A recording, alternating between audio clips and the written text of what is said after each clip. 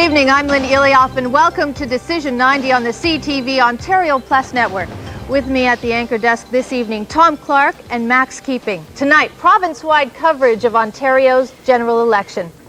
To count up the votes and to take account of the outcome, we've mustered the combined resources of CFTO TV Toronto, CJOH TV Ottawa, CKCO TV Kitchener, the Mid-Canada stations in Timmins, North Bay and Sudbury, as well as CHBX in Sault Ste. Marie. Max? At the center of our coverage is one of the most powerful business computers in Canada, linked to a results-gathering network that covers all 130 ridings in Ontario. The returns end up on displays like this, which will show the riding name followed by the candidates in the order of their current standings, and the polls reporting out of the total polls. That's in the bottom left. We'll be following your riding throughout the evening until a winner is declared. These results will also produce an elected and leading tally that will show the number of seats that each party has won or is winning. As well, we will show you a popular vote display that breaks all of the ballots into percentage support for each party. Popular support over 40% usually means majority government for that party. Tom? Well, Max, majority and minority, gosh, who knows? What's happened tonight is that the voters of Ontario have ruthlessly hijacked this election out of the hands of the pollsters and the pundits, and it is going to be a very exciting night. Our Environics poll and other extensive polling data that we have collected over the past few days make it all but certain now that the Peterson government will fall from its massive majority back into a minority government position in the next hour, possibly even lower than that. Here's how we trace that development as it happens. This computer projection display provides the minimum and maximum number of seats that each party could win in the legislature. As the evening proceeds, these figures will start to converge.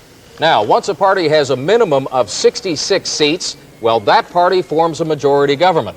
When the maximums lock in below 66 seats, and that's what we're expecting, we have a minority government projection. Now, Sunday edition host Mike Duffy joins us at the anchor desk. Mike, one of the aspects of this campaign has been the huge number of undecided voters in the last 24, 48 hours, and they're really going to make the difference.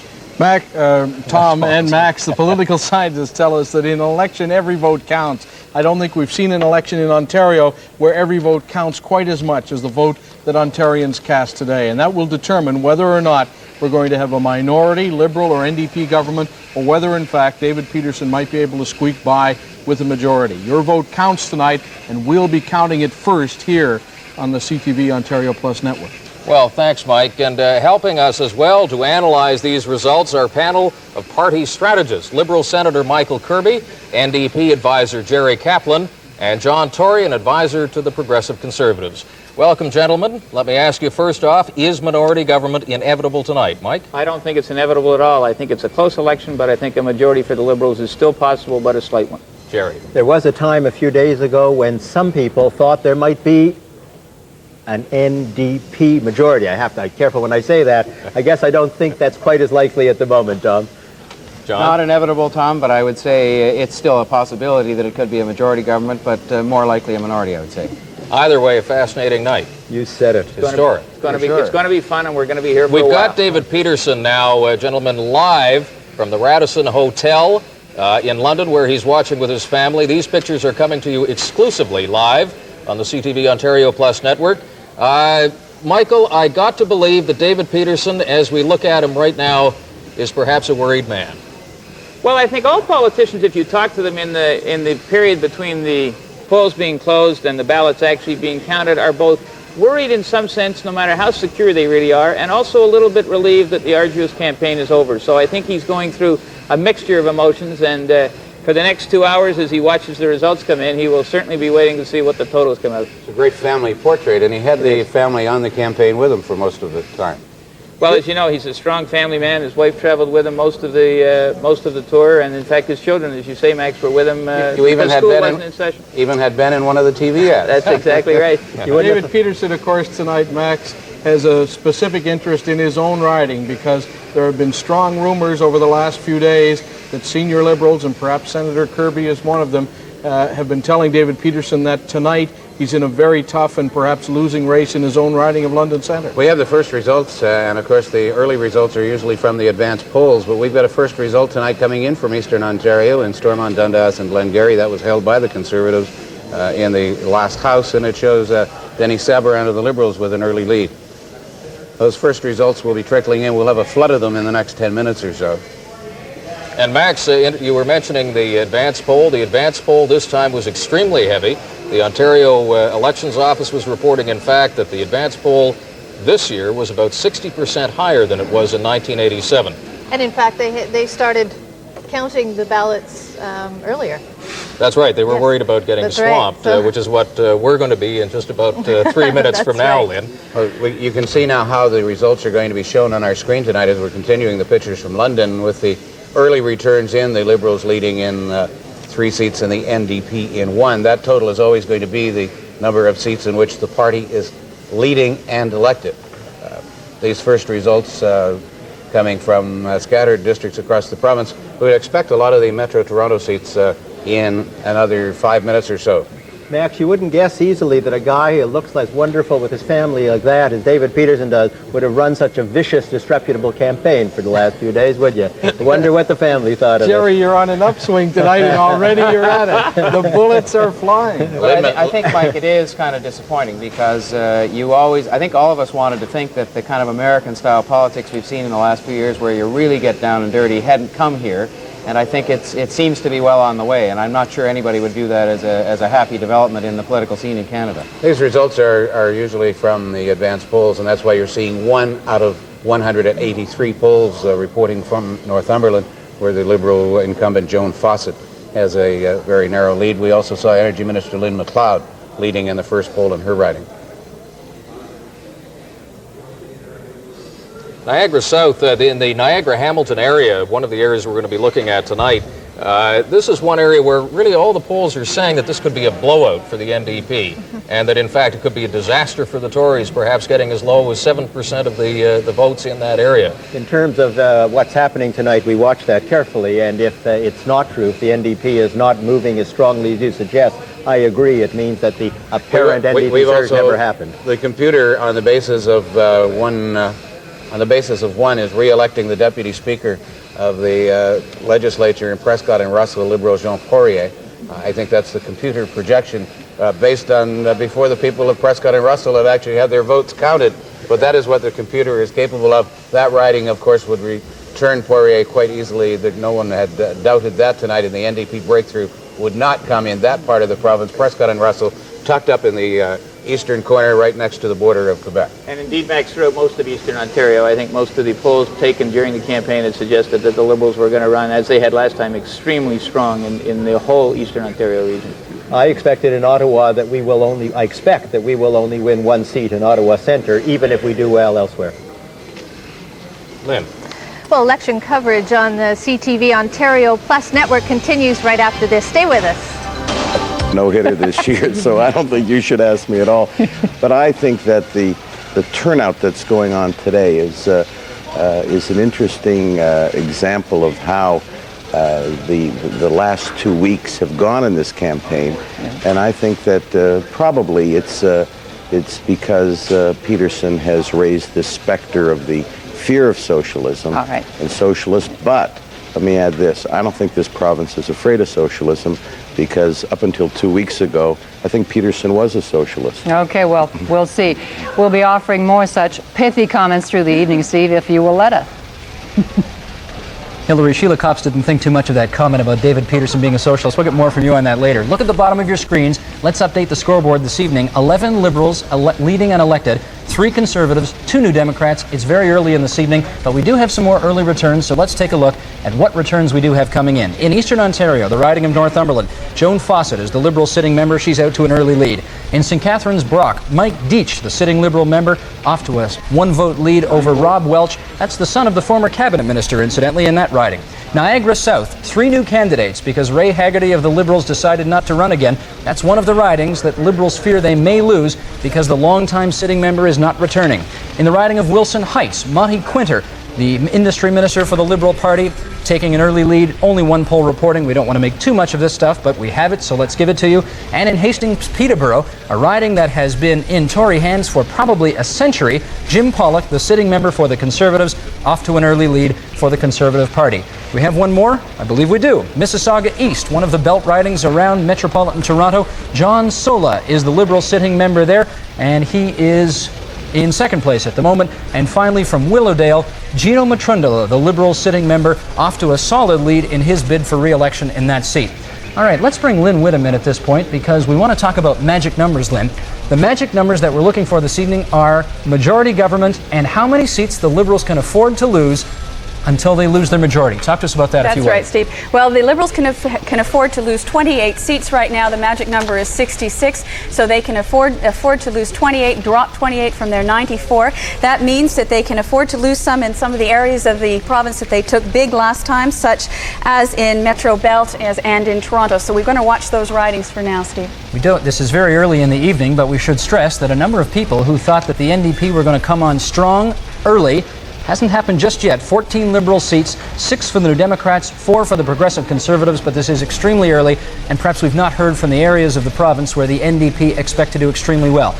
Lynn, let's talk about cabinet ministers who may be in trouble this evening, because in 1985, when the Conservatives lost their 42-year dynasty, 8 cabinet ministers fell. Many people fear, in the Liberal Party that is, that similar numbers will be in the cards tonight. Tell us about some of those who are vulnerable. Well, we want to look at Ottawa Centre, first of all, where Richard Patton is. He's trying to head off a challenge from Evelyn Gigantis, the NDP member there. Then we're going to want to look in Toronto at Fort York, where Bob Wong is trying to hold off a challenge from the NDP member as well. We're going to look in Temiskaming at David Ramsey's riding, where he once was an NDP member, walked across the floor to become a Liberal, and now is facing a challenge from the NDP. So if there is going to be a vote against the Liberal government tonight, you're going to see cabinet ministers falling in some of the major areas of the country. Now let's take a look at the Liberal ridings so far. In 10 leading and elected ridings, they are leading right now. The Liberals have lost 5. Look at the column on the right-hand side, and that will show you the change. The PCs have 3, and the NDP have 2. The opposition ridings, the NDP are losing 1, the Liberals are up 4, the PCs minus 3. Steve? You've got to watch that right-hand column on that graphic throughout the evening, because that will show the change in Ontario this evening. We'll be bringing that to your attention. 15 Liberals leading and elected so far at this early juncture, 7 NDPers, 3 Conservatives, and 1 other member. That's one thing we should note. There may be some fringe parties out there that may attract enough votes to win a seat this evening. We'll be watching that carefully. In the meantime, let's go out to Eastern Ontario for Peter Van Dusen, who has the story from the East. Peter? All right, Steve Pagan. Well, let's set the scene for you here in Eastern Ontario. 18 seats up for grab here, 14 of them now held by the Liberals. And how well they do in this part of the province will depend on just how loyal their support is. And so goes, if the support is not that solid, not that loyal, we expect to see a strong showing from the NDP in a couple of key ridings. One of them, as you mentioned, Ottawa Centre, where Richard Patton, the Corrections Minister, hoping to fend off a challenge from the lady he won the seat from in 1987, longtime NDP, Evelyn Gigantis. And the other seat we're watching for you tonight with particular attention, I guess, is the riding of Cornwall, where the Liberal member there faces a very stiff challenge from both the PC candidate and the NDP candidate. So we'll keep you up to speed on those as the results come in. Nothing particularly untoward so far coming in from Eastern Ontario. As you say, only a few polls coming in. We'll be watching that for you, Steve. Thank you. It is very early in the evening, but you see the one other candidate leading at this stage of the game. It is in the riding of Kenora. Henry Wetalainen, not affiliated with any particular party. He's in the lead in his riding. That's Frank McClash's riding in Kenora. Frank McClash, the Liberal sitting member. As you can see, this might be Wetalainen's street, and the people, his neighbors who've all voted for him, it's only one poll reporting. Well, actually, Steve, you know, tonight, if there are going to be close races, we have to watch for those other candidates, because they can bleed off votes from the major parties and cause a bit of an upset in a riding, so we'll keep our eye on that one. We have some more returns of the Liberals holding in the central and in the belt ridings around the province. For that story, let's go to Durham West, the city of Ajax, where Lauren Matalon is standing by. Lauren? They're going to have to do well in here. From London tonight, and that is whether or not David Peterson can hang on to his own riding. There's a few indications that it's in a very tight race, and some Liberals have admitted to me that it is very, very tight. Originally, the Premier planned to spend the day making breakfast for his son Ben, then perhaps raiding his tomato patch for a few tomatoes for some bowls of chili, and then going for a run. But I've been told that Mr. Peterson went out and did some polls this afternoon, and also some Liberal campaign workers who spent most of the campaign on the road helping Mr. Peterson's central campaign spent the day in his riding. So that's a very good indication that the Liberals are taking this threat to Mr. Peterson's own riding very seriously. On a final note, here in the hall this evening, as you can see, there's very few people in here right now. In fact, I would guess that most, if not everybody here, are reporters. So perhaps awaiting some of the results, knowing it's going to be a close race, they've decided to watch at first in the privacy of their own homes to figure out what's going on first. Back to the anchor desk. Thank you, Leon. Well, we have some results in from Welland Thorold, and Peter Cormos, the NDP incumbent, has been elected with 75% of the votes in. And in London South, that is Joan Smith's riding, the Solicitor General, former Solicitor General. She is trailing at this point to the Tory candidate Bob Wood. Tom? Yeah, Lynn, there's again a few more interesting ridings in around the Toronto area. Beaches Woodbine is one that I want to take a look at right now. And this is Frances Lankin's riding. She's the incumbent. She's up against Beryl Potter, a popular Liberal. That's going to be a tough fight. In Downsview, it looks as if the NDP, well, they've certainly taken an early lead here. This is one that they have targeted that they think they can win. Durham West, the Rouge Valley, if you've heard that story during the campaign, this is where it's being fought out. Nora Stoner is the incumbent, and she's been targeted as well by the NDP, who figure that they have a good chance there. We're going to be keeping an eye on that. And just one final note in Scarborough Centre, Cindy Nicholas, remember her? She used to swim across Lake Ontario. She's a member of the Ontario Legislature. She's trailing right now in Scarborough Centre. Max? Telling you, Tom, there are some interesting ridings to watch, and we're just being advised to take a look at Fort William, where Lynn MacLeod is trailing. Ottawa East, we re-elected Bernie Grammet for the Liberals. Again, no surprise there. Those are seats that are potentially... Here's a potential upset that we're looking for here, where Doris Brick running for the Conservatives. Peter Adams, a very popular and very well thought of member who might have had a race from the NDP in the early go at least, is getting a run from Doris Brick, who ran against him the last time. But again, we would say keep an eye on some of the northern seats, and in Fort William here is a cabinet minister who is trailing early in the night, Lynn MacLeod, to Don Hutzel of the NDP. Some interesting races to watch in the southwest, particularly in the Windsor area. Windsor Riverside, the NDP candidate Dave Cook has held on, has been re-elected. We'll also be watching Windsor Sandwich, where the Liberal incumbent Bill Rye, that's the transport minister, may be in trouble, and we'll be watching that one for you. And also Windsor Walkerville, where we expect the Liberal incumbent there to have some trouble. Tom? Lynn, a couple of interesting ridings again. Boy, we've got a lot of them in Metro Toronto. In St. Andrew St. Patrick, Ron Cantor at the moment, who's the incumbent, is taking an early lead. That is going to take a long time to call, though, but we're going to keep a look at it. York South, this is the riding where Bob Ray is running, the leader of the NDP.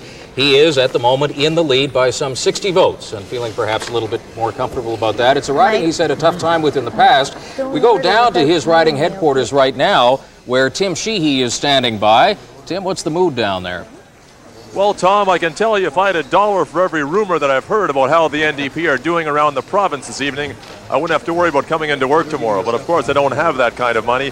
There's a tremendous mood of optimism here this evening, even cockiness, I would say, as the NDP workers here and party supporters are hoping that the early lead in the polls and the early lead in some of the early poll riding results coming in from around the province translate into the first NDP victory in Ontario's history. Tim, let me just jump in quickly here to say that there's probably more reason for optimism down there tonight. Our computer has just re-elected Bob Ray in his riding. So that's one step in the right direction, I suppose, for him. I don't think that comes as any surprise here. Bob Ray was certainly not in any trouble, and as you say, that is now verified by those early results. As you can see behind me here, Bob Ray still has not arrived. All that we have here at the campaign headquarters of Bob Ray right now is the media and some party workers, party supporters, a few interviews going on. Everybody, of course, watching those monitors with very keen interest. And I've just found out a moment ago that Bob Ray right now is holed up in a hotel room with his wife Arlene and some key party supporters and some key workers, some advisors, watching those early results come in, and I'm sure very gratified so far by what he's seeing. We'll let you know at the moment that there are any more developments down here at the Ray campaign headquarters. Now, back to the desk. Thank you. And in Northern Ontario, we're going to have some fascinating battles tonight, and already some results to indicate some surprises that may come out of the north. In Cochrane North, the NDP candidate has taken the lead in the early returns.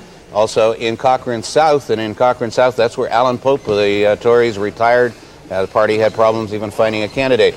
In Fort William, as we told you, Energy Minister Lynn MacLeod still trailing, though it's close, after quite a few ridings. In Eastern Ontario, Ottawa East has re-elected Ben Granmata, former mayor of Vanier. In Peterborough, Peter Adams has now taken the lead again. These are very early results, only 4 ridings. In Carleton East, a re-election of the Minister for Senior Citizens, Gilles Morin. Tom? Max, one of the numbers, or perhaps the key number that we've been hearing for the past 2 or 3 weeks from all these polls have dealt with popular vote. When you've seen the Liberals at 40% or the NDP at 38%, that's what we're talking about. Now here's the real popular vote. This will tell us whether the pollsters were right or wrong. Now at the moment you can see that the NDP have 38, Liberals 33, and PC's 21. And Mike, that is surprisingly close to what the pollsters have been telling us over the past 48 hours. I hate to admit it, but it looks like maybe the pollsters were right, Tom. I mean, where do we pundits go if all these guys with scientific research suddenly put us out of business? But when you look at those numbers there, with the NDP taking that vote almost exclusively from the Liberal Party, and if the Liberals... NDP are now in the lead on our leading and elected there. Here with 41 leading and elected, now up to 43, as we see, changing on the fly as the computer counts your ballots tonight from across the province. 91 of 130 heard from. I don't think anybody expected the New Democrats to be leading quite this substantially this early. After all, we're only 20 minutes into the vote counting here. But Tom, as you say, on the popular vote, it's breaking out in a way that the New Democrats are sticking in there at around 37-38% of the popular vote, and most of their gain coming, it appears, directly from the Liberals. I don't want to rain on the NDP parade this quickly because there's perhaps no need to, but our computer experts do tell us that in the early part of this evening, we get a disproportionate number of NDP votes coming into our system, and Liberal votes come in second. So you got to wait a few more minutes before this thing actually either hardens up in terms of the numbers you're seeing, or whether there's more of a switch. We want to go now to take a look at the riding of Riverdale, which is in downtown Toronto. This is an NDP stronghold. We have re-elected Marilyn Shirley in that riding. There's another notch in Bob Ray's belt tonight, and the march continues. Jerry Kaplan, you must be one of the happiest men in the province right now. Well, I'm very happy, but I don't want my people watching us tonight to get overexcited, because if the percentage is 38-34, then this seat lead that we have will not stick. Jerry, what we're seeing underneath you right here on the television screen are all the candidates that our computer has elected, and you'll be seeing this throughout the evening. So we may be talking, but these people are elected. Jerry, I interrupted you. Go ahead. No, that's okay. Just to finish, we will not win by as many seats as now suggested if we are only ahead by 4%. If that are obtained, it would be something like 60-50 for us and 20-odd for the Tories. It's just the way the votes break in Ontario that you concentrate your votes in fewer ridings because of the concentration of the vote. There's some ridings where you win by huge margins and not in other areas. So our viewers should understand that sometimes in politics they call them wasted votes, the political workers. If they could move those votes over to other ridings, they'd win them. And so that's part of what we're seeing here in the popular vote. But did you expect, Jerry, to be this strong this early? Yeah, we expected to be that. I thought the pollsters were right, and that in fact we were 4 or 5% ahead, and that would give us the NDP minority government. The number of seats will you do it by remains a mystery to me, Mike. And in the early elections here, Jerry, you're seeing some of the members that you expected to be elected. Sure. Peter Cormos and the Windsor people, absolutely. And Oshawa, which to no surprise, there's a Pilkey in the house. There's a Pilkey in the house again. It's Cliff Pilkey's son, Alan, who was the mayor of Oshawa. And you just noticed, gentlemen, perhaps on the bottom of our television screen, Windsor Sandwich, where there's a heavy union vote. The NDP candidate has defeated the incumbent Bill Rye, the transport minister, who was seeking his 4th term. George D'Adamo a Labour consultant. And So another upset in That's the Southwest first Ontario. cabinet loss for the Peterson government right. that we've seen tonight. There may be more to come. However, one that they've just won, we just saw on the screen there, Bob Nixon, as eternal as the province itself, has been re-elected in his riding of Brant Holdman. One riding we want to take a look at in downtown Toronto, and boy, this is a unique one. It is St. George, St. David, where Ian Scott, the Attorney General, is running for re-election against Keith Norton, who used to be a cabinet minister in the Davis government, and against Carol Ann Wright, a very popular NDP candidate. And if we have the slate, there it is there. Carol Ann Wright is in the lead, and quite substantially at this point. And it would that be an has to amazing upset if that happened. That We didn't would truly expect be an it, upset. Tom. We don't expect it, to It's be also honest. only 3 polls. Yeah. I think you have to wait until, in a relatively close riding, you've got to wait till a lot more than 3 polls. It is a singularly complex riding with wild disparities in the kind of population. Sorry, John. No, that's exactly the point I was going to make. The south end of that riding has radically different voting patterns than the north end of the riding, so we may be seeing 3 polls there from the south, and it could, that'll be changing all night, I expect. I agree with that, Tom. Okay, we've got Etobicoke-Rexdale now, another riding in the west end of Toronto. Ed Phillip of the NDP has been re-elected there. That really wasn't much of a surprise. He's been a long-time member of the Ontario House, and he'll be back again. And Max, you've got something. Well, I'm going to tell you there's an upset brewing in the riding of Kingston and the Islands, the NDP taking that seat away from Liberal Ken Keyes, who's a former cabinet minister. So there's the indication of the kind of ridings the NDP must win if they are to take a minority or majority government position tonight, to take something that was a traditional seat for the other two parties. Take a look at some of the seats in central Ontario now. In Simcoe East, Alan McLean of the Conservatives with an early lead, just 15 polls reporting there. In Simcoe West, the Tories with a slight lead. And here the Tories were looking for some of their vote to return. And in Victoria-Haliburton, this is the one that we think could be an indicator again of an NDP, because in Victoria-Haliburton, Leslie Frostow's seat, where the NDP candidate is taking an early lead and is given a good chance of an upset in that riding. Max, we want to take a look briefly now at a couple of other ridings in and around the Greater Toronto area. The riding of Downsview, and this is another toss-up riding, and we have elected the NDP in Downsview. That is a steal from the Liberals. This is one that the NDP had to win if they were going to put on the type of march that they wanted to put on in government. Again, another NDP win. That was not a steal from anybody, but the NDP hang on to Oshawa, a very strong NDP stronghold. Of course, Ed Broadbent's seat, formally, federally. Now, Scarborough West. This is, again, another elected. The NDP have taken that. Interesting story in Scarborough tonight as we take a look at some of the other ridings. Scarborough Centre Cindy Nicholas is now falling behind the NDP. This is a seat that the NDP thought they could take. David Warner has been re-elected. David Warner is back in the provincial house. That is a steal from the Liberals, Frank Faubert. Jerry, the NDP tide is rolling over Eastern Toronto tonight.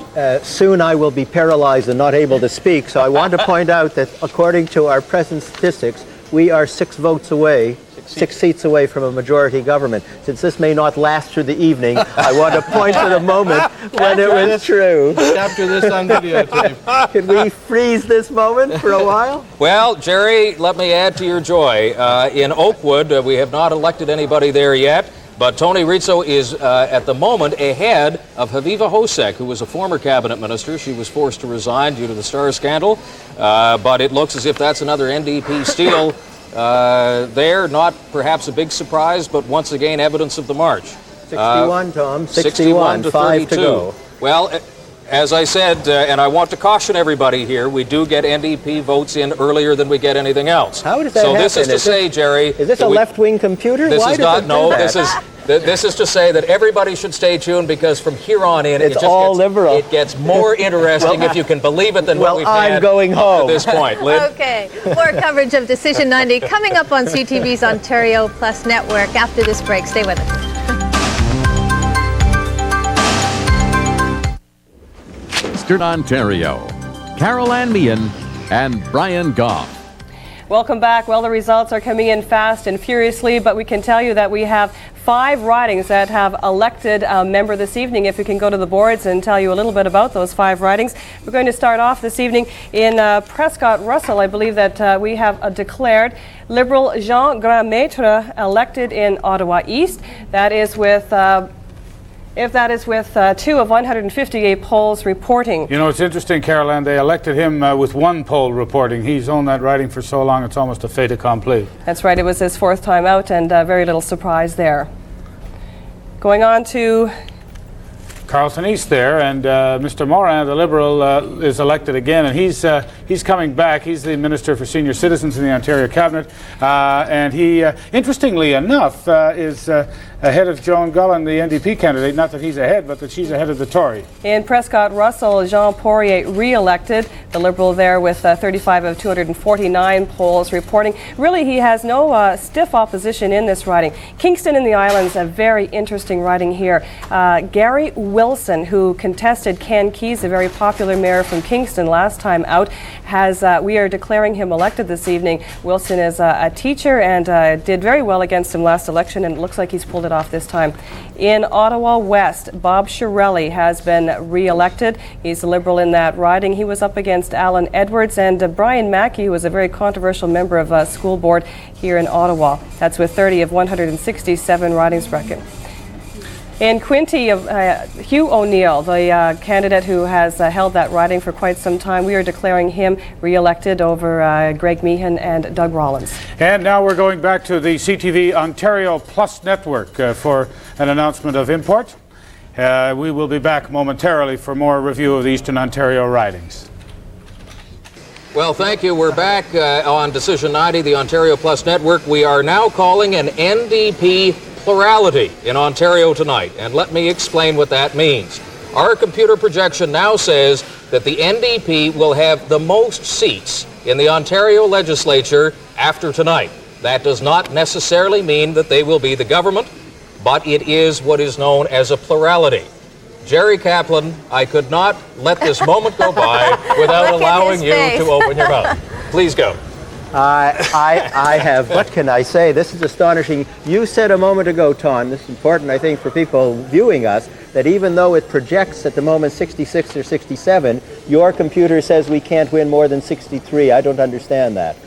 Well, I don't understand much about computers either, Jerry, except to say that this massive machine behind us, on the basis of all the information, now says that when you add up the leading and electeds, in other words, all those candidates who are presently leading in their ridings, those who are elected, that the NDP will have the most number of seats. Now, this creates a fascinating question, which we will get into in a minute, and that is, can the Liberals continue to govern Ontario, or say that they are still the government, if in fact they have less seats than the NDP? That is one thing that we'll be looking at. I want to just go... We should take a look at the popular vote, which will give you an indication of how those seats are translating from the votes as they're being counted tonight, and there's your 40%. Nearly 15% swing away from the Liberals, most of it, almost all of it, going straight into the NDP. No question here as to what's happened tonight. People who in the last election voted for the Liberals decided this time out that they'd had enough and were going to the New Democrats. Mike, I think everyone would agree that 40-32 percentile is just on the edge of majority government, and whether we fall on the right or wrong side, I guess we'll spend the rest of the night sweating about, eh? And there'll be a lot of negotiations, I think, going on the telephone about who forms what arrangement together. There are an awful lot of angry Tories. Michael, John, and I thought we'd just decide. Oh, well, let's sort it out right here. And we'll but tell a lot our of Tories are angry at those Liberal ads, so Peterson's got more than problems with the voters, he's got problems with the Tories, too. Forgive me for interrupting, but at this moment I want to go back to Tim Sheehy, who's standing by live at the Bob Ray headquarters. Tim, has the mood changed there in the last 30 seconds? I'd say in about the last 15 minutes, Tom, the mood has gone from optimism and cockiness to downright euphoria. These people here are just beside themselves. They can't believe the results, especially this early, and especially when we thought, as David Peterson said a couple of days ago, that it's a two-horse race. It just looks like it's not even a one-horse race. These guys are pulling away, and they're very, very happy about that, which is not, of course, hard to understand. With me right now, I have Ross McClelland. You undoubtedly remember him from the legislature previously. He was the NDP member for Bellwoods, the riding that was subsequently split up into Dovercourt. He lost in '87. Ross, as you're standing here this evening, now you lost to a Liberal, Tony Lupacella, in Dovercourt back in '87. How do you feel about the Liberal sweep, or the NDP sweep that we're seeing here in Ontario this evening? Well, it's hard to put it into words. I mean, we're just ecstatic. It's not a complete surprise. Our polls have been telling us for about 2 weeks that it was a possibility. and it looks like it's coming true. The last check I had with the results is that we're elected and leading in 66. Okay, Tim. It looks like we're heading excuse for me a majority second. Forgive me NDP for interrupting, Tim, but I know that they'll want to hear this news down at NDP headquarters. We are now projecting an NDP majority government in the province of Ontario. Did you hear the entire place is burst into wild applause? All the workers here are cheering. This is the first time in Ontario political history that there has been an NDP majority government. Or Tim, minority. back to you. Pass the news on. Okay, I just told Ross here, that they are now projecting at the CTV Plus Ontario Network an NDP majority government. I don't have to ask for your reaction. I know what it's going to be. Well, we're very delighted and very pleased, and I think somewhat humbled by the trust that the people have placed in us. We've been expecting this as a possibility for the last week or so. Our polls have been telling us that majority government has been within the realm of possibility. If a lot of breaks came our way, and if the people continued to put their trust in us, and we'll try to fulfill the trust that the people have given us tonight.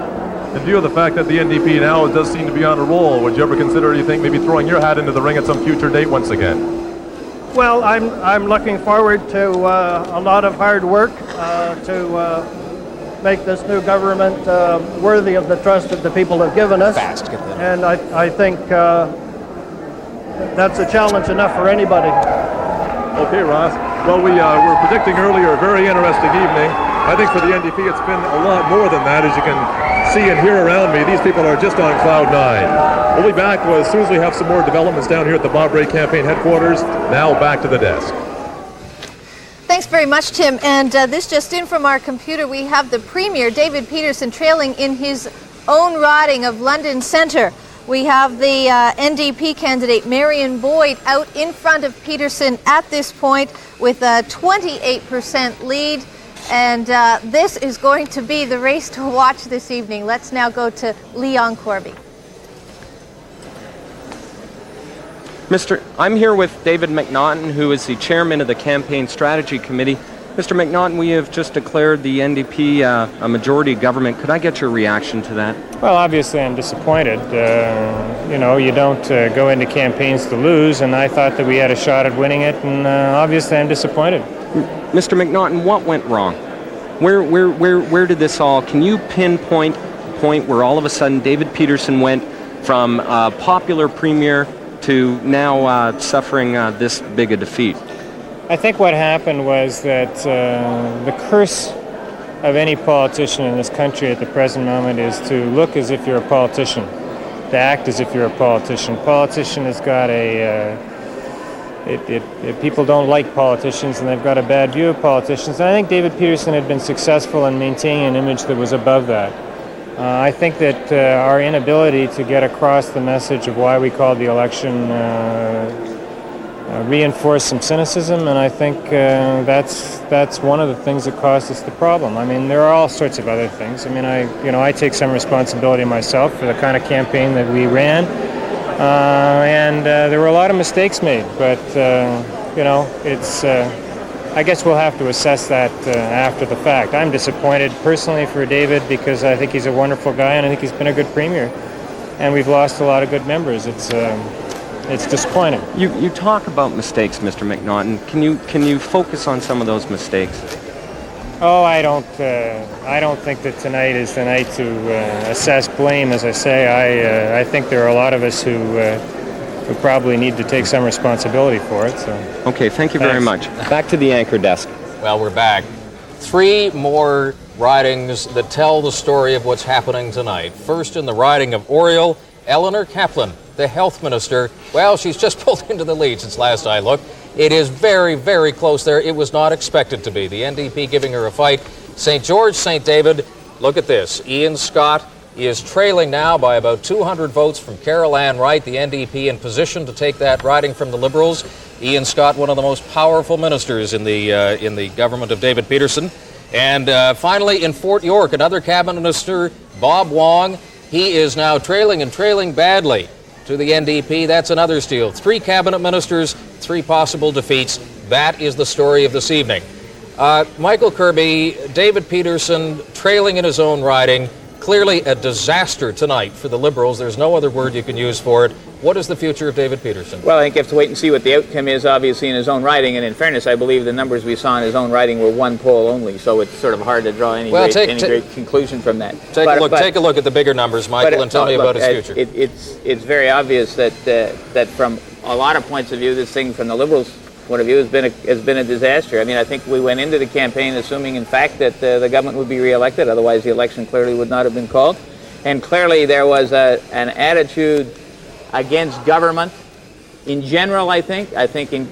Ultimately turned out to be against the Liberals as well, which in fact we reaped the consequences of. And it's interesting that in doing that, what the electorate have essentially said is they have not gone to the Conservatives who had a long history in government of Ontario. They've said, in some sense, we've tried the Liberals, we've tried the Conservatives, now we're prepared to try the NDP. Before you complete the post-mortem, though, it's only 40 minutes since the polls have closed, and I'd like to get a chance to say that Michael Harris has had some success in this campaign, though the party will come in third, and the first thing he's done is managed to get re-elected in his own riding of Nipissing, and in so doing to nearly, at this point, to be doubling a man who once was his teacher, Stan Lawler. In Sault Ste. Marie, what an interesting fight this is going to be. But again, with the NDP tied tonight, the NDP candidate, who's the only one that wasn't previously a member of some other party, is the one who's going to, at this point, going to take it. And in Muskoka, Georgian Bay, there's another cabinet minister who is trailing after 78 polls. Ken Black is running third in his own riding to the NDP, and that the NDP has never represented that riding since Confederation. Another interesting race, gentlemen, in Hamilton Centre. That was Lily Monroe's riding. She was dismissed from cabinet in the wake of the Patricia Starr scandal. She has lost her seat. The NDP candidate, David Christopherson, a Ward 4 councillor, the author of that upset. Yeah, and Lynn, when you come back into the Toronto area, which was really the central battleground for this election campaign, 14 upsets that we've recorded so far in Metro Toronto or the Greater Toronto area. 11 of those 14 upsets went in the favor of the NDP. 3 of them went in favor of the Progressive Conservatives. Some of those seats that the Tories picked up, because we haven't talked about it much so far this evening, in York Mills. Brad Turnbull has taken that for the Conservatives tonight. In Eglinton, Ann Vanstone is ahead. That would be a steal from the Liberals as well. And in York Mills, well, we already told you about York Mills. There's about 3 ridings now in the Greater Toronto area that the Tories stand a chance of picking up. John, as big a victory as this is for the NDP this evening, it is in a sense a slight victory for you as well. 24 seats now, and you were in danger of losing it. Well, Tom, I think we were really worried with this kind of squeeze that took place over the weekend where people were sort of saying maybe we better go and vote Liberal because we have to keep the NDP out.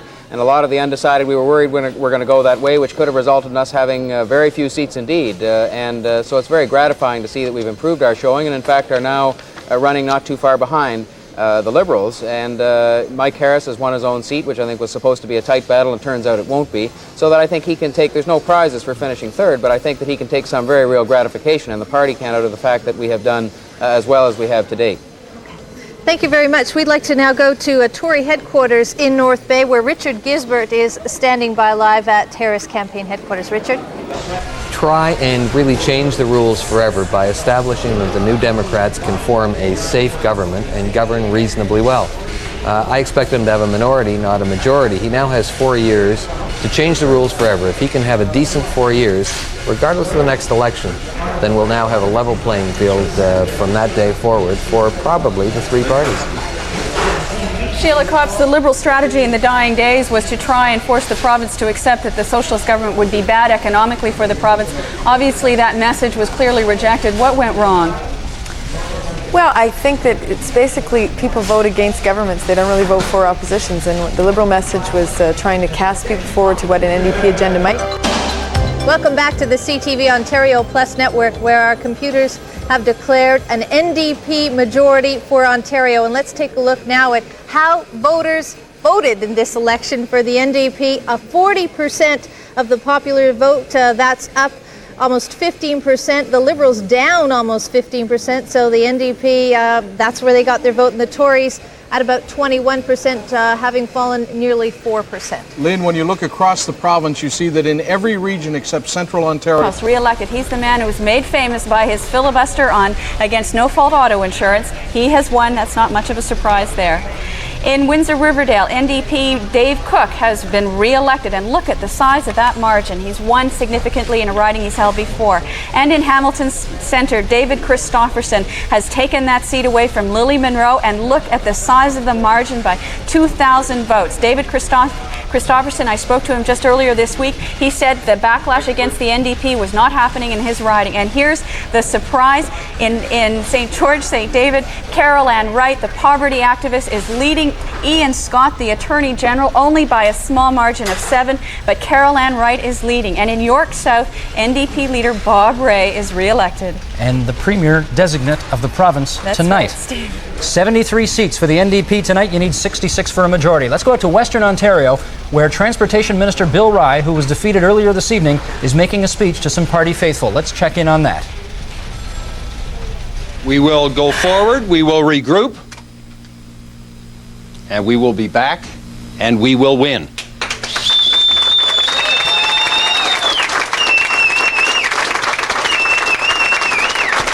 Rye, what happened here?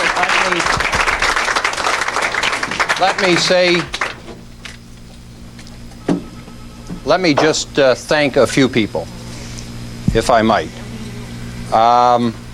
And there are so many out here to thank. I'm going to, on behalf of all of the volunteers, if I might, thank kind of your representative, the president of my riding association, Ron Doherty. Whoa. Yes.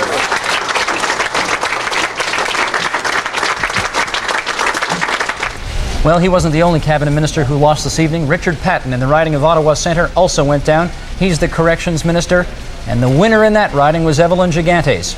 Eric Sorensen has her story this evening. Eric? Oh, well, there's not very many people here right at the moment, Tom, actually to be happy or sad. Just one little update on the numbers Lynn offered. If you take a look at the screen right behind me here, the Liberals' own numbers show a slightly different score. They show quite a different score there whatsoever. But anyways, there are very few people here this evening.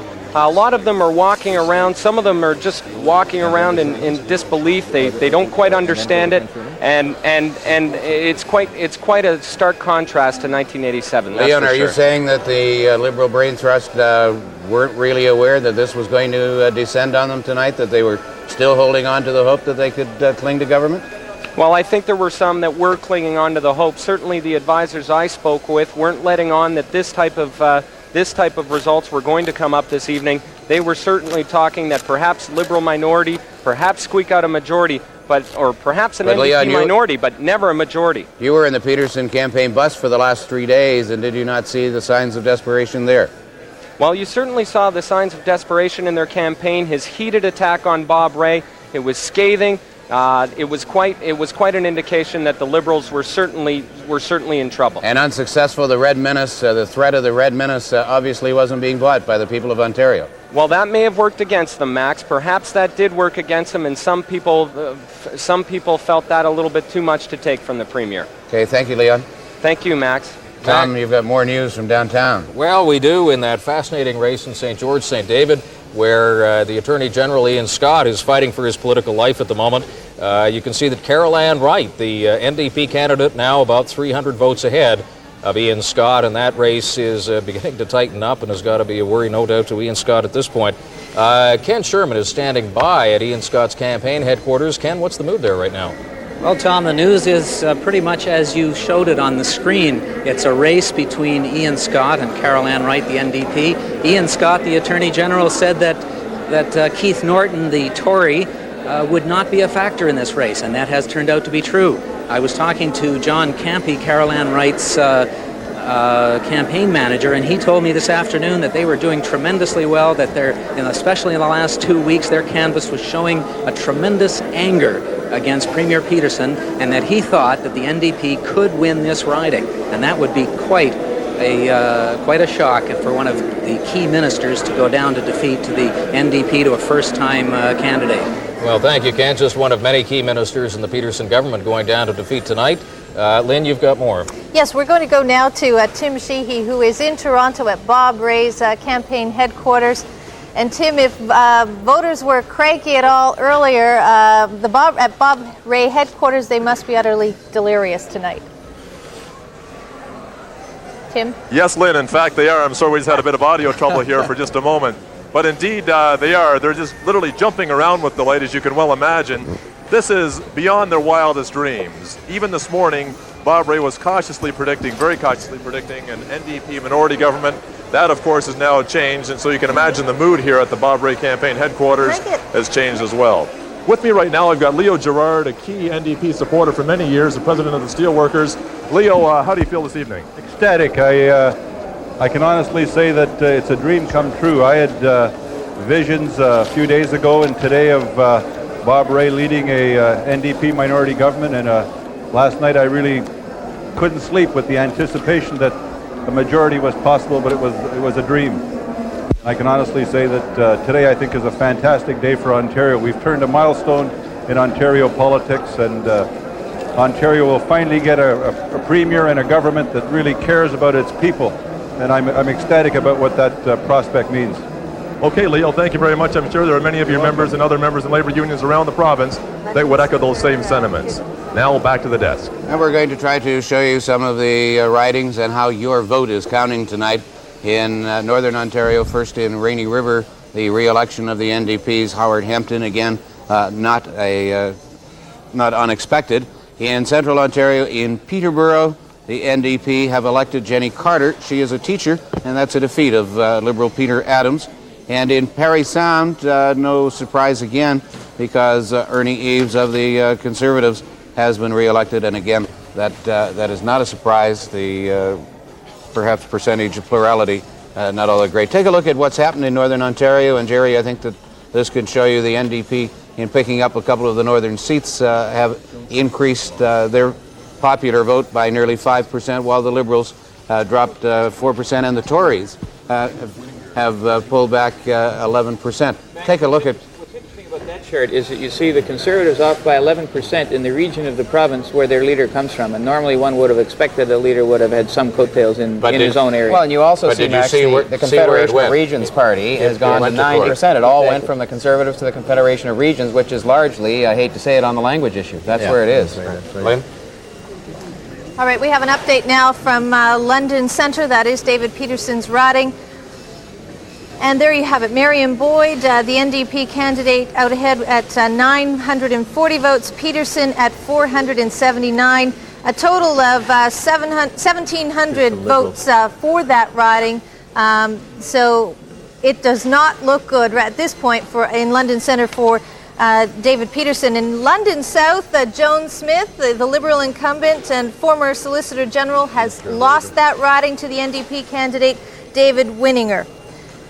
So the London ridings are going NDP. Lynn, there's a couple of things I want to bring people up to date on. Earlier we had said that Eleanor Kaplan, the health minister, was trailing badly.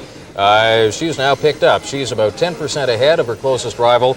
She may in fact be okay if that trend continues for her. A couple of other interesting results that we'll go through. Chris Stockwell, locally very popular in the west end of Toronto, and he is now well in the lead in Etobicoke West, and that would be a pickup for the Conservative Party. Another interesting riding is Durham West. Now, Durham West was that riding that contains the Rouge Valley, and that became sort of the lightning rod for environmental concerns throughout this campaign.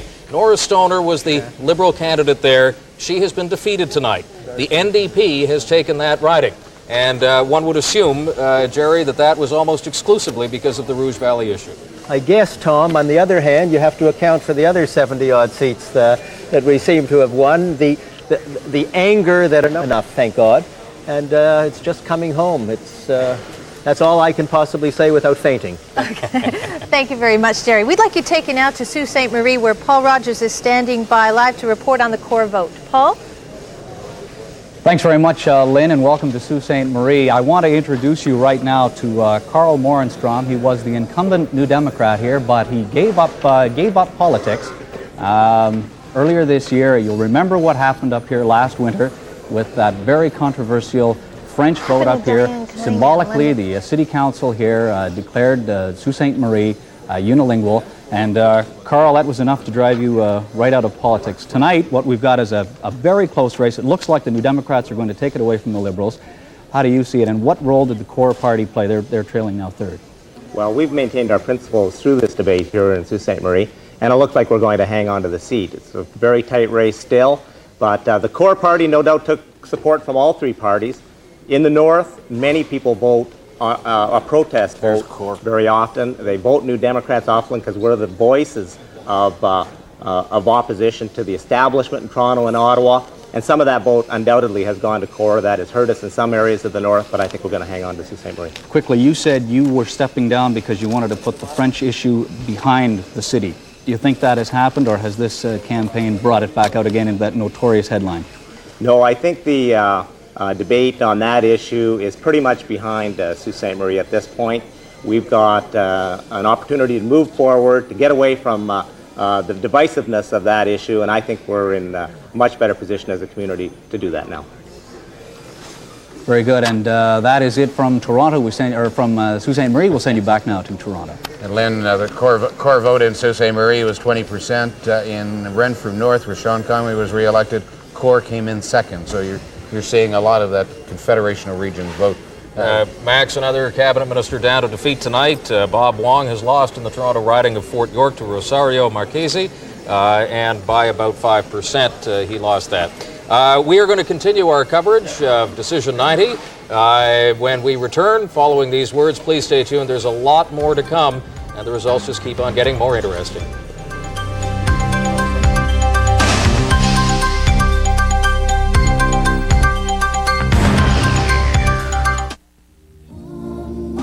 Phil Collins. The Liberals, a shocking denunciation, down from 94 seats to 35 seats, and the Conservatives are in third place with 23. That's actually a little bit better than they thought they would do this evening. Lynn, cabinet ministers are going down all over the province. The total vote for the Liberals is way down all over the province. Something funny is happening out there tonight. Well, it is strange, but there are some Liberals who have managed to hang on, and we'll just take a look at, I'll read you some of them right now. Eleanor Kaplan has hung on to Oriel. Joseph Cordiano in Lawrence has held on. Murray Elston has held on as well. Steve?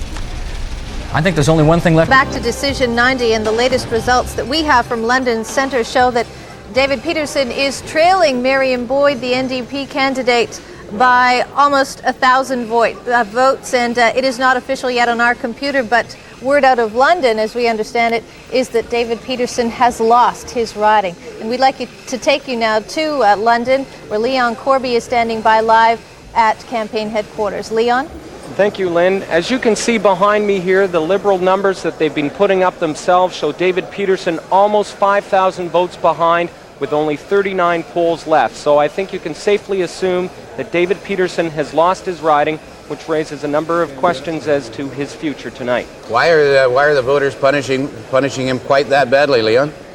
Well, Max, as David McNaughton told us earlier, there are a number of reasons why.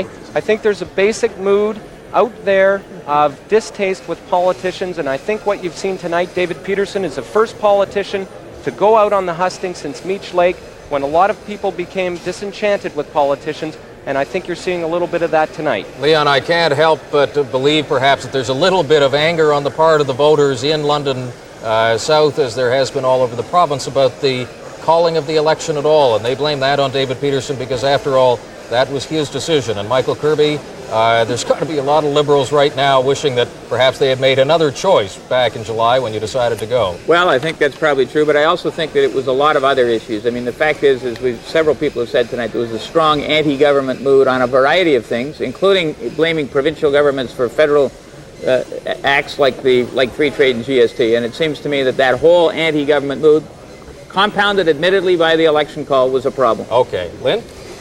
Well, thank you, gentlemen. Election coverage continues on the CTV Ontario Plus network right after this. Do stay with us.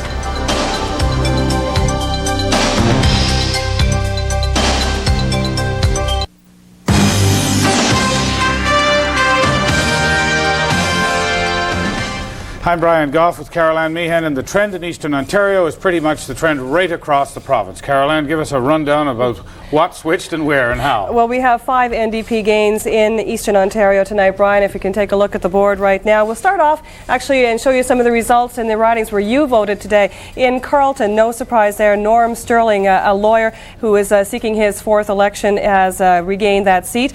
In Carleton East, if we can go along there, really no surprise again, Gilles Morin has been re-elected. Joan Gullen was supposed to perhaps take away a little bit of that vote. She ran in the riding before and was expected to do a little bit better this evening. A bit of a surprise that she didn't come up the middle. Going on to Cornwall, John Cleary has been re-elected. He's the farmer who is not bilingual. A bit of a surprise there, but John Cleary re-elected. And in Frontenac, Addington, and this is an NDP gain, of course, Wilson has been elected for the NDP and beat Larry South, the Liberal candidate, and beat him quite handily, as a matter of fact, and the results continue to pour in there. Hastings, Peterborough, another NDP gain. Mr. Buchanan is, well, I shouldn't say an NDP gain. He's edging ahead there of Mr. Pollock, the Tory incumbent, but it apparently has been called and elected by our computer. Leeds Grenville, Bob Runciman back and back easily, the Tory candidate. He was always expected to be there, and be there he is. And we'll continue to move along. In Nepean, Hans Dagler, who won the seat in 1987, and the Liberal sweep has retained that seat. Going on now to Ottawa East, Bernard Grand-Maitre, a Liberal who has held that seat seems forever, has regained it this evening.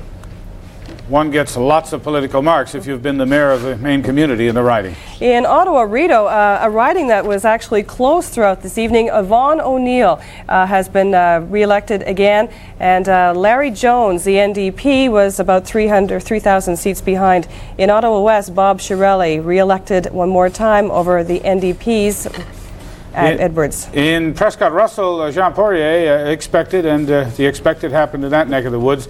Jean Poirier re-elected in Prescott Russell. And no doubt, here's Hugh O'Neill just squeaked back in the riding of Quinte. There for a while, the Tory, the NDP candidate had a lead over Hugh O'Neill, but he managed to persevere. And in Renfrew North, Sean Conway, the Liberal and the high-profile cabinet minister in the Peterson government, has been re-elected and re-elected handily. If you notice, though, Brian, in Renfrew North, Sean Conway is usually re-elected with a substantial margin. It's down this time around. In Stormont, Dundas and Glengarry, Noble Villeneuve keeps that seat for the Tories.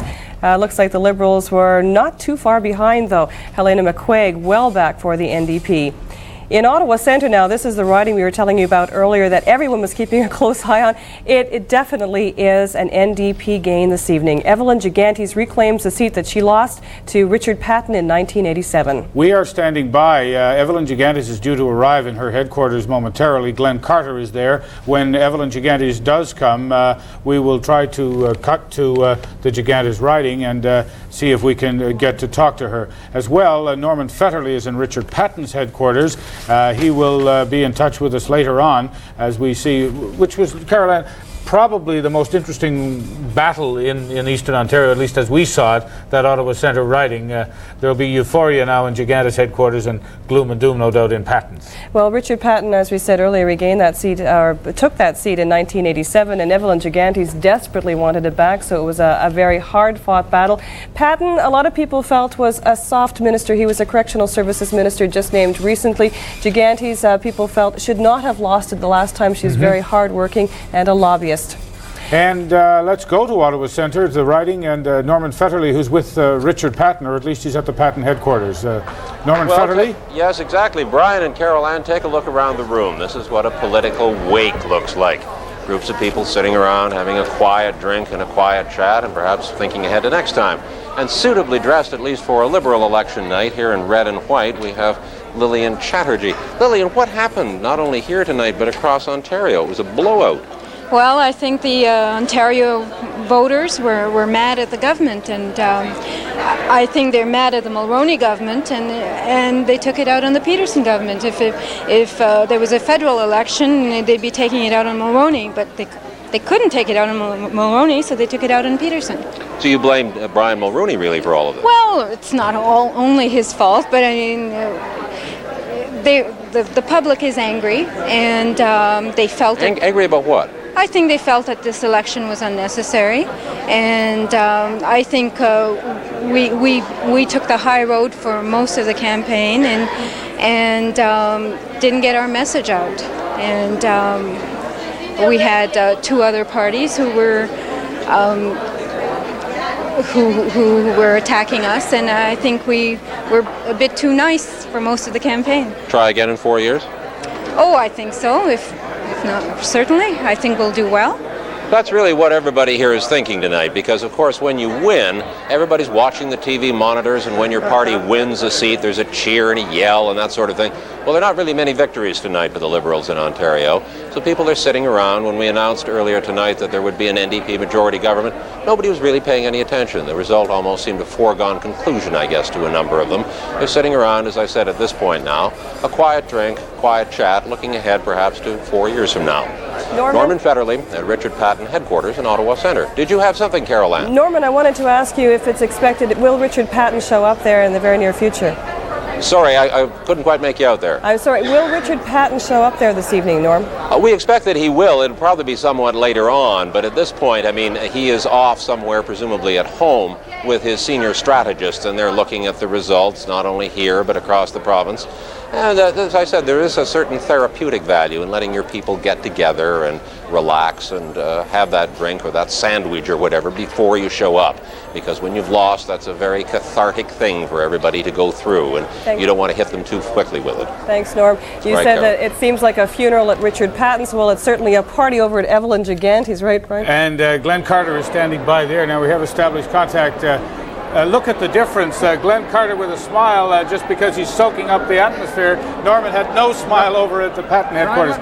Let me tell you, I'm having trouble hearing you, and it's understandable why, but this location tonight, what an uproar. Evelyn Gigantes is just part of this story province-wide. The people here have been going crazy all night. NDP candidate elected after NDP candidate elected. Thunderous applause and uproar. Somebody walked by me tonight, stopped by to talk, and he said, we knew that we would win, but we never knew that it would be like this. A woman stops by with her child and says, I've tried to explain this to the young one, just how significant a victory this is, and I cannot do it. I understand now that Evelyn Gigantes is just coming in the door.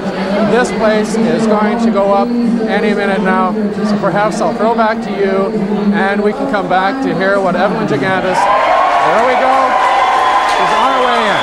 Brian? I think we'll try to stay with you if we can. We'll stay with you if we can.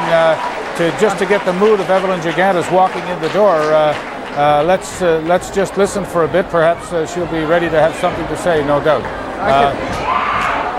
She's on her way in here just now. She's surrounded by supporters. Let me tell you, there are a number of people here. Shirley Carr, president of the CLC, is here. Marion Dorr is here. It's expected that Audrey McLaughlin will take to the stage to introduce the victorious candidate returning to this district. And I understand that she is just making her way in the door. We perhaps should throw back to you. What we'll do is we understand that Richard Patton has arrived at his headquarters and he's about to concede defeat.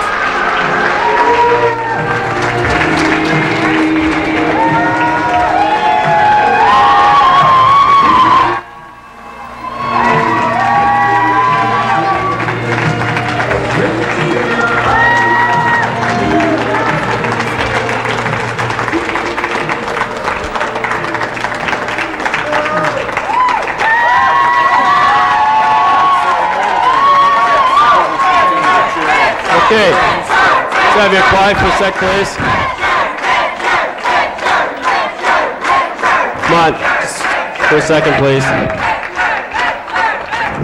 It's my pleasure to introduce the best MP.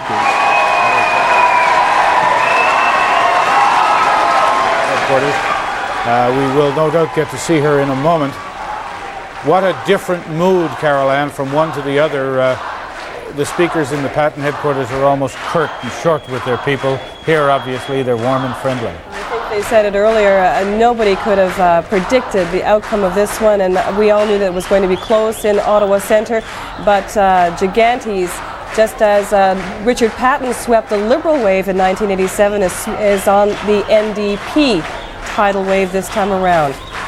You can almost tell from the number of people in the headquarters that that obviously there was an effort there this time. No candidate wins by him or herself. You need workers and support and people active, and look at the crowd. Let's go back to Richard Patten. Well, this isn't a happy time for us, but you guys are fabulous, just fabulous. The organization was great. The commitment, day in, day out, the help, I'll never forget it. And we're not finished yet, you know. We've hit...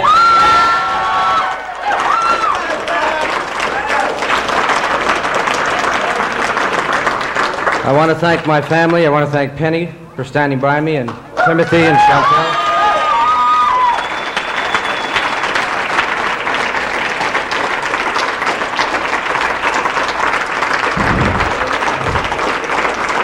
And I'll be around to thank every one of you. Mary Margaret, is Mary Margaret here? Mary Margaret, all right. I'm going to be around to speak with you.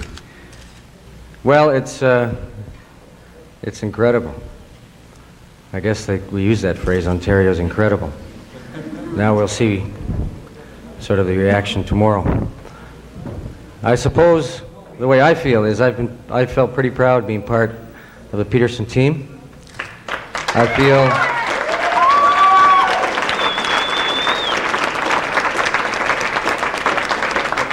feel proud that we had a vision. But I guess we have to work on our timing. The big concern for us now is about Ontario and about the rest of Canada.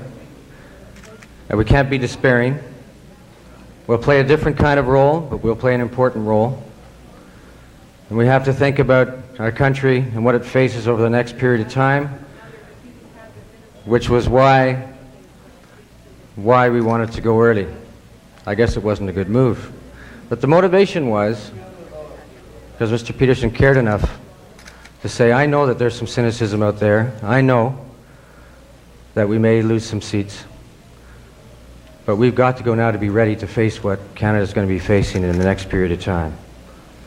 Ontario is in good shape. Its economy is in good shape. There's been tremendous social reform. And I think we pass on to the NDP something that they can work with. I hope they honor some of the principles that we did. I wish them the very, very, very best. Certainly whatever we can do to work with the government in these times, we're prepared to do. I'm proud of every one of you who helped out. We had more women and men than ever before. We had representatives of all the various communities, linguistic groups than ever before. Je veux dire merci à tous mes amis. C'était une bataille très très forte. Ce n'est pas là pour nous ce soir, mais nous avons un avenir. Nous avons nos principes, nos principaux, et c'est important à garder nos principaux, spécialement dans une occasion comme maintenant. Je veux dire, au bas de mon cœur. Caroline, as we hear Mr. Patten deliver his concession speech in French, if I might, I'd just like to talk. One of the people who stands to gain from this tonight is the federal NDP. Do you think that'll be the case? Well, I certainly think it will be a great help to the federal NDP, but tonight is the victory of Premier Bob Rae and his team. What do you think the voters are telling the government of Ontario tonight? The voters are saying we want new politicians for the 1990s, no more of the arrogance, no more taking us for granted. Listen to what the people have to say. What do you think his first priority should be as the Premier of the province? Oh, I will leave that to him. He's done a wonderful victory tonight. I'm sure he will decide his first priority. But where, in terms of federal politics, where were the federal leaders in this campaign? Brian Mulroney, Jean Chrétien, and yourself. I was there. I can't speak for the others. All right. Audrey McLaughlin and Ottawa. Is that I was referring to would have been cheering and clapping and not the static that we are getting. But we'll watch the scene for a moment as Evelyn Gigantis makes her way on the stage. There will be lots of long enough to see an NDP government in the province of Ontario. And a staunch supporter over the years. Oh, Let's be happy this evening. And Evelyn Gigantis too, you know, Caroline, who's held the Carleton East riding for a time and then Ottawa Centre and lost it. But she's an experienced, good politician. No one has ever accused Evelyn Gigantis of being weak or... pounding the pavement and meeting people and saying, look people, this is what I did for the riding last time and I'm going to be there at Queen's Park for you. And obviously that these people were listening. There's a woman on the stage now, obviously, Audrey McLaughlin. McLaughlin is obviously Shirley getting ready. Carr there. And there's Shirley Carr. Three happy people among an awful lot of happy NDPers. But I was just about to say what the NDP victory in Ontario will do, I wonder, for Audrey McLaughlin's popularity and leadership. It can do nothing but help it. It's interesting, Brian, when we were talking about this election in the weeks leading up to it, a lot of people said, I wonder why Bob Rae did not stay on the federal scene. And we said, well, federal NDP, the prospects are dwindling, that the party is just dying out. And we thought maybe the same thing would happen here. It is not going to happen. The NDP is here in force. I can only reiterate my own feelings that I suspect it's a matter of leadership. We look around us and say, well, where were the leaders? How come Leech Lake didn't happen? How come there's discontent in Quebec among Mohawks? How come we're taxed to death? And we can only blame it on leadership. And I think a lot of people were listening to Bob Rae's message this time, saying the corporations are not paying, and this time that Bob Rae's message was getting through. We do apologize for the audio problems from Evelyn Giganti's headquarters. Toronto, but there's still a few horse races going on at this point. Take a look at Scarborough East. Now the NDP candidate, Frank Fulford, just barely ahead of... They get tramped on and disconnected. Mills is running ahead of the Liberal candidate there, Murad Velshi. So you can see that there are still a few races going on, and this one, a very important race, is St. George, St. David. There is Ian Scott. He is presently trailing Carol Ann Wright of the New Democratic Party. This has been going up and down all night long. A lot of polls still not reporting, so you may have to wait till all of them are in before we finally find out who won there. Now, Stephen, I want to throw it over to Ron Azawa, who's standing behind me in the back of the hall here. We're at Keith Norton's headquarters at the Diamond Club. Ron. His links to Patty Starr and, some controversial issues, drinking on an OPP boat may have been his undoing. In Lanark Renfrew, we've now declared Leo Jordan elected. Mr. Jordan is the Tory member. He took over when Doug Wiseman retired earlier this year. He is elected over Gwyn Perceau, the Liberal. It was a tight race in all three candidates, as a matter of fact. Here's that race in Ottawa Centre that we spoke of a moment ago. And Evelyn Gigantis, with a 2,300 seat lead, vote lead, did it easily and handily over Richard Patten. Young Bernie, the Tory candidate, was almost... he was a novice, certainly. Now, here in Ottawa South, where there was no incumbent, it is a tight race with the Liberal, Dalton McGuinty, in the lead at this moment. Right behind him is Margaret Armstrong, the NDP's candidate, a strong volunteer, well-known, very vocal especially about educational issues in Ottawa South. Darrell Kent, a bit of a surprise here. The only candidate in this riding with any political experience, 10 years on City Council, was a strong voice for the strength of regional government, well behind here. We should mention, though, that this is only with about 43 of 141 polls reporting. In Peterborough, Jenny Carter, who's I guess an upset. Caroline, you kind of sat up straight when those results came in. She's been declared elected too. She's a grandmother, and she teaches, I believe, at Trent University. But unseating Mr. Adams, Peter Adams there, who was looking for a re-election after being elected in 1987. Now, Doris Brick here placed second behind Carter last time. This has been a tight race all evening in Prince Edward, Lennox, South Hastings. Johnson, the NDP candidate, Paul Johnson, has been declared elected now, but that riding went back and forth in a three-way roundabout all evening. Don Bonder, the Tory candidate, led for a while, as did incumbent Keith MacDonald. It looks like the Liberal incumbent is in third place now. And are we going to Evelyn I think it's time for a party, and apparently Evelyn Gigantis is at the microphone. Keep our fingers crossed for our audio connection. It sounds good so far.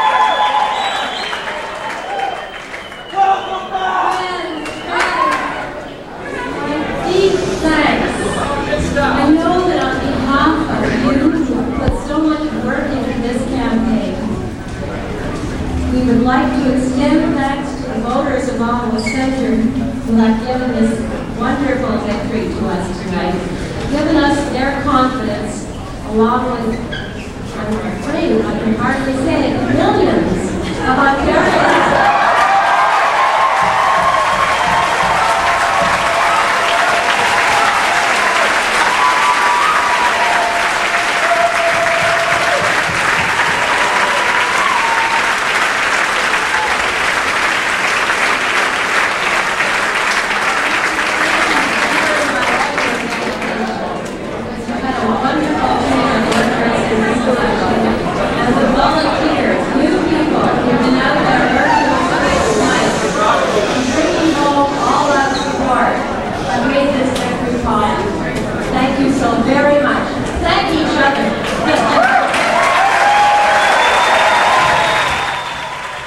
Evelyn Gigantis, emotional, happy, powerful tonight. The crowd just overwhelming. It's an incredible scene there this evening.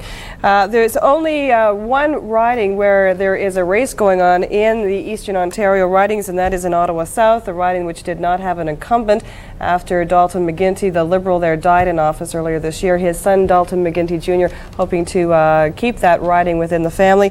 And at this point, with 43 of 141 polls reporting, he is in the lead with about 40% of the vote. Darrell, we mentioned earlier the surprise that Darrell Kent, the Tory candidate, coming into third place and coming in third place. Decision Desk has determined in the riding of York East, there will have to be deaf translation of question period now, I guess, Richard Johnson. He's a good friend of yours.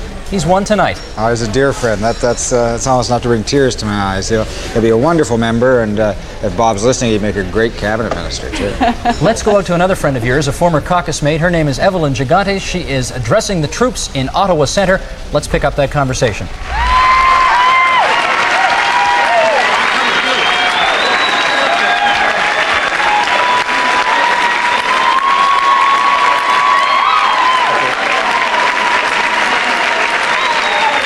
We're here at Ottawa Centre, Evelyn Gigantis headquarters. Evelyn Gigantis has just begun to speak. She's hardly having much opportunity to speak because every few words she's interrupted by a huge round of applause. There must be 300 people here. They're continuing to stream in. Evelyn Gigantis says she wants to return to good government. Let's listen to what she has to say. 5 to 6 weeks. I promised them that tomorrow the house would get vacuumed and I'd make a peach cake, but I don't know if there's going to be time.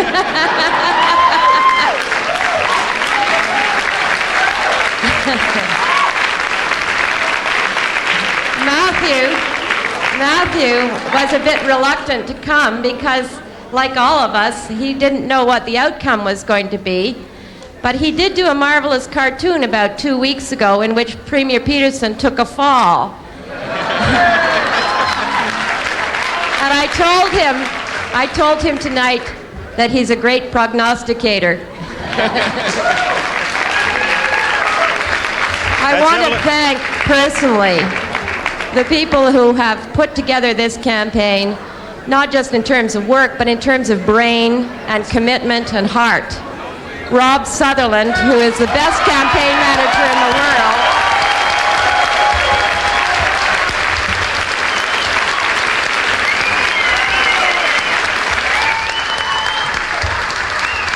And the other wonderful people you worked with, Chris and Andrew, Nick, Marie, Alex. It's sweet revenge in Ottawa Centre for Evelyn Gigantes, who has won and lost and won and lost, and now tonight wins again. This is Ontario 90.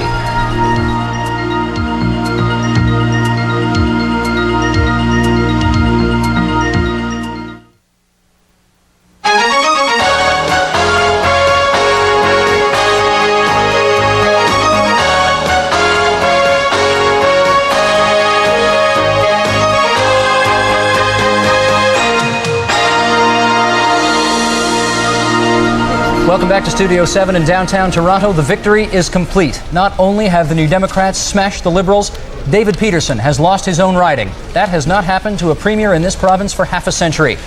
Yes, that's not a mistake. The NDP have more than doubled the number of Liberal seats. 76 NDP seats in the province tonight. Liberals 33, Progressive Conservatives 21.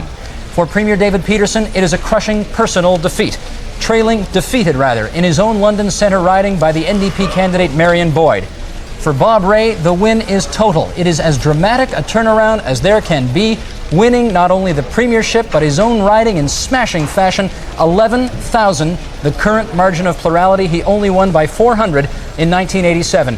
Lynn, this brings up some obvious questions, the first of which is David Peterson finished in provincial politics in Ontario? Well, I think the best person who can answer that is to ask Sheila Copps. What does David Peterson do now? Will he hang on? Are there plans for him to resign? Well, I mean, I think obviously David's feeling wounded tonight, as any leader would be who's gone down to such a crushing defeat.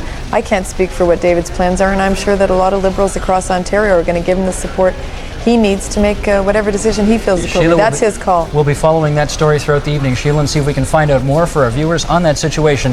The NDP won a majority in part because they did so well in the West. For that story, let's go to the Western Ontario Bureau in Windsor, where Karen Harlock is standing by. Karen?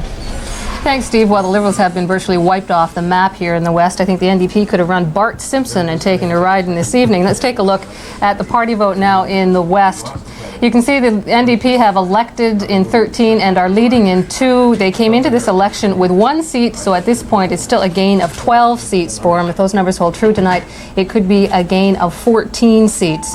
If we move on now to how that translates into total vote, there you go, a change of 16%, picking up 16% more of the total vote this time. Let's look at where those seats came from this evening. In Essex-Kent, former MPP Pat Hayes is going back to Queen's Park. Not a surprise in this riding. Even the Liberals acknowledged that Jim McGuigan was in trouble, Percy. They knew Jim McGuigan was in trouble, Karen. They'd practically written him off early in the campaign, and Pat Hayes has been there before, and he works with the CAW, and he'll have a lot to say on plant closings and health and safety legislation. Now here in Chatham-Kent, Liberal Maurice Bossy lost his seat to Randy Hope. A surprise here. We thought the PCs would give him a run for the money tonight. Yeah, Randy Hope is the president of the Chatham and District Labour Council, and he didn't think he was going to win tonight, I know that. Another virtual unknown, anyway, in the city of Windsor was Wayne Lessard, but he managed to topple Mike Ray, who came in 1987 in the landslide. What happened there this evening? Wayne Lessard is a former law student of Mike Ray. Wayne Lessard, they had trouble finding a candidate. He stepped in at the last moment, and look at this, all the way to Queen's Park. That's just incredible. Now, there are a couple of ridings yet to be decided in the West tonight, and the NDP indeed are leading in those ridings. A surprising one, Essex South, that's Revenue Minister Remo Mancini's riding, and he is trailing at this point. As in David Peterson's home riding, Remo Mancini thought he had the safest Liberal seat in all the province, and right now I think he's down by about 200 votes. It all depends from which end of the county those votes are coming in right now, but he is down by 200. And also Liberal David Smith in the county of Lambton is in deep trouble this evening. A tight race there. He is trailing at this point by about 500 votes by the NDP candidate in the lead there.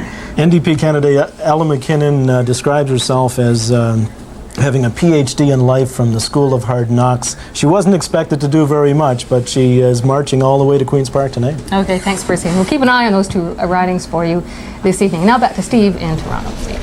Karen and Percy, thank you very much. Havard Gould is standing by in London with the man who hopefully can shed some light for us on what David Peterson's plans are now that he has lost his own riding. Havard? And Steve, I'm with David McNaughton, one of the key strategists in the Liberal Party. David, what do you tell David Peterson to do? Well, I think on a night like tonight, I'd say don't make up your mind about your future until you've had a chance to sleep on it and talk to your family, and don't make any rash decisions tonight. I mean, you know, in 1987, David was brought a lot of people in on his coattails, and obviously tonight, you know, he suffered a pretty crushing defeat. There are good times and bad times in politics. I think he'll have to decide what he wants to do. Would it be possible to come back to run in a by-election, have one of the left? I really don't know. As I say, I wouldn't advise him to make up his mind tonight, and I don't think I'm in a position to give him any advice tonight, even if he... I don't know why he'd listen to me now anyway, but... Did you tell him to call this election?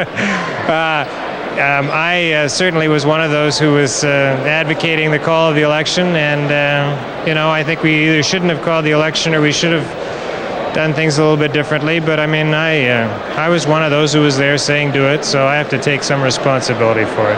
All right, so what do you do now? Do you give him a couple of days? Well, I think that's up to him. I mean, I think he'll obviously be thinking about his future. He's got a lot of options. I just regret this in personal terms. I think David's been a good premier, and I think he's made a real contribution to the province and the country. And I'm obviously disappointed, and it's too bad. What happens to your party now? Oh, I think that the Liberal Party is still a very strong party, and I think we're going to come back. And it's a vibrant institution, and it'll survive and prosper. I think we've got a tough job ahead of us, clearly, and we've been delivered a rebuke by the populace, and we've got to learn some lessons and pull together and start again. Thank you very much, David. Okay, thanks, and back to you, Steve, in Toronto.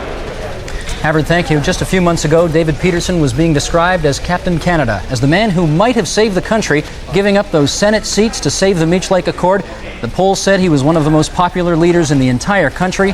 The polls betrayed him tonight. David Peterson's Liberals going down to an enormous defeat at the hands of the NDP. One of the areas of the province where the Premier is feeling it the worst is in Eastern Ontario, where he did so well in 1987. With that story, let's go to Peter Van Dusen in Ottawa. Peter? That's right, Steve Paikin. 4 gains, 4 seats picked up by the NDP in Eastern Ontario, all of them at the expense of the Liberal Party. Let's have a look where that happened. Let's have a look at the board, and you'll see right there, 4 seats gone for the Liberal Party in Eastern Ontario, picked up by the NDP. No gains at all in this area for the Conservatives, and some notable Liberals have gone down to defeat. In the riding of Kingston and the Islands, former Cabinet Minister Ken Keyes is gone. And he's defeated the NDP candidate there, the president of the Kingston District Labour Council, Prince Edward Lennox. Keith MacDonald has been defeated, the NDP winning that seat as well. And it continues. Ottawa Centre, the big win for the NDP in this region. Evelyn Gigantes. She was beaten in 1987 by Richard Patten, the corrections minister, until now. And so Evelyn Gigantes on her way back to Queen Park. We heard a little earlier this evening Michael Cassidy saying that one of the first jobs Bob Rae will have to do is pick through a substantially larger caucus now and try and find the kind of men and women he'll want in his cabinet. And one of the people who will get a very close look, Evelyn Gigantes, the winner here in Ottawa Centre. She's standing by with Eric Sorensen. Peter, we're with Evelyn Gigantes, as you said. Ms. Gigantes, you said above all else you want to return to good government, but just what do you mean by that? I don't mean a return to good government. I don't think we've had very good government. I think the people of Ontario want good government. And I think that means looking at the questions that confront Ontario now in a very reasonable and practical way, and looking at the issues like the environment, where we have to bring in comprehensive policies. People want that kind of thing. We need housing policies that work. We need education policies that work. Now, you're saying the Liberals didn't have very good government, but they did manage to balance the books. An NDP government, according to some of the promises from Bob Rae, would unbalance the budget. Do you think that's what Ontario voters were voting for, or was it really a protest vote? No, I think it's much more than a protest vote. I think people thought very seriously about how they were voting this time, because I've certainly talked to dozens and dozens of Liberals and Conservatives who said, I'm voting NDP. Okay, I want to see you people try and put it together. Very quickly now, you were the critic for the Attorney General. Do you think you might be the Attorney General or any portfolio of that sort? No idea what will happen now. I'm just waiting for somebody to wake me up and tell me it's all true. Congratulations. Let's go back to Steve in Toronto from Ottawa. All right, Eric, thank you very much. One of the people who no doubt will make it into Bob Rae's cabinet, Evelyn Gigantes from Ottawa Centre. In metropolitan Toronto, it's the same story. Major NDP gains at the expense of the Liberal Party. Let's get that story right away. Brenda Craig is standing by in the riding of St. Andrew St. Patrick. Brenda? Norton is trailing, but nonetheless the atmosphere is still fairly collegial here at this point. You know, Bob Rae will probably also be looking at some of the people who were elected in Metro tonight for his cabinet. For instance, Frances Lankin, who was elected tonight in the Beaches Woodbine. She is a Labour negotiator. I talked to her 2 days ago when it was obvious the NDP were doing very well. I said, Frances, are you interested in the Labour portfolio? She said, actually, health is more my bag, I think. Riverdale, Marilyn Shirley, an experienced Metro councillor now. She said when the campaign started, she wanted to say David Peterson, an environmentalist he couldn't ignore. Could she be the next environment minister? We'll have to wait and see, I guess. She would be rivaled for that post, no doubt, by Ruth Greer, who has served as the NDP environment critic for the last 5 years at Queen's Park. Greer is also an economist, could be potential cabinet material, no doubt about it. And let me also tell you about Scarborough-Ellesmere, where David Warner has won there tonight. He's been to Queen's Park before. He managed to push the Liberal out tonight and retake that seat. But he has served as the Attorney General's critic when he was at Queen's Park before. He's been the critic in a number of different portfolios. He also could be part of Mr. Ray's new cabinet. There's one more place we'd like to mention tonight, York East, Stephen. This is a surprising win by David Malkowski. David is deaf. He got an extra $20,000 from the Elections Committee for his campaign. He is, of course, going to be the first deaf politician ever elected in North America. So there are some of the prominence tonight and some of the possible cabinet people for you. And now we're going to turn it over to Deborah Brown, who I think is up in North Bay. Okay, thank you very much. Now, in the north, we have told you tonight that the NDP has done very, very well here. If we look at the total picture, we can see the standings. They show the NDP have picked up 4 seats from what they held last time. Here you can see the Liberals haven't done very well. They're down, but the NDP, they're the big story in the north. Now, if Bob Rae is looking to the north for the cabinet, here are some possibilities. Bud Wildman in Algoma, he's been in this riding for 15 years. He now chairs the NDP caucus, critic for natural resources and agriculture. He's a possibility. From Sudbury East, this one might be a wild card, but Shelley Martel, the Martel family has held this riding almost forever. She is the youngest member of the legislature right now. She might be a long shot, but then again, you never know. She could be in line for a junior cabinet portfolio. And finally, in Nickel Belt, another interesting one here, Floyd Lauren, he's revenue critic. He has also held this riding forever, for almost 20 years, and he might well be also in the cabinet tonight. So that's what we have for North Bay. We're going to go back to Toronto and Steve Pagan. Deborah, thank you very much. One of the refrains which we've frequently heard this evening, when Liberals have been asked, how did this happen? The refrain we've heard is, we don't know. We didn't see it coming. We don't know. Well, we've got somebody here who does know. Alan Gregg, the pollster from Decima Research, has been looking at what's going on out there. Help us out here, Alan. What the heck is going on out there? Well, first, I think you'd have to be either naive or a liar to say there weren't some surprises in tonight's results. But a number of your panelists I've seen have talked about malaise about government. I think it's even larger than that. You've seen a malaise about politics. The Democrats takes the seat from Ken Keyes, the former mayor of Kingston, and a substantial, or fairly healthy margin there, although not all the polls are reporting. And John Goodchild, who was highly regarded as a very solid candidate in there, in third place. Leeds Grenville, no surprise here. Bob Runciman, the Tory, keeping that seat. It was his 4th stab at it, I should say his 4th election. Chris Puttycombe, the Liberal, and Brockville alderman, well behind of Mr. Runciman. That's kind of surprising here. In the last election, it was a very close race between Runciman and Jim Jordan, who was a very popular Liberal in the riding. Art Lane, very well-spoken, knew the issues very well back in 3rd spot. In Northumberland, the Liberal candidate Joan Fawcett was re-elected, but very narrowly, as you can see. Angus Reid, Mayor of Coburg, Tory candidate, was very close behind, as was Judy Armstrong, the NDP candidate. That, in fact, was predicted to be a very tight riding, and it ended up that way. Prince Edward, Lennox, South Hastings. Johnson, the NDP candidate, of course, won it. Paul Johnson, who was sort of the dark horse in this 3-way race, and a 3-way race it was, with Don Bonner and Keith MacDonald following up. MacDonald ending up in 3rd place, although he was the incumbent. That's right. Going into that, Keith MacDonald was viewed to be fairly safe in that riding. Tories, who said, well, wait a minute, I might not like the Liberals, but I like the NDP even less, who moved to an undecided position.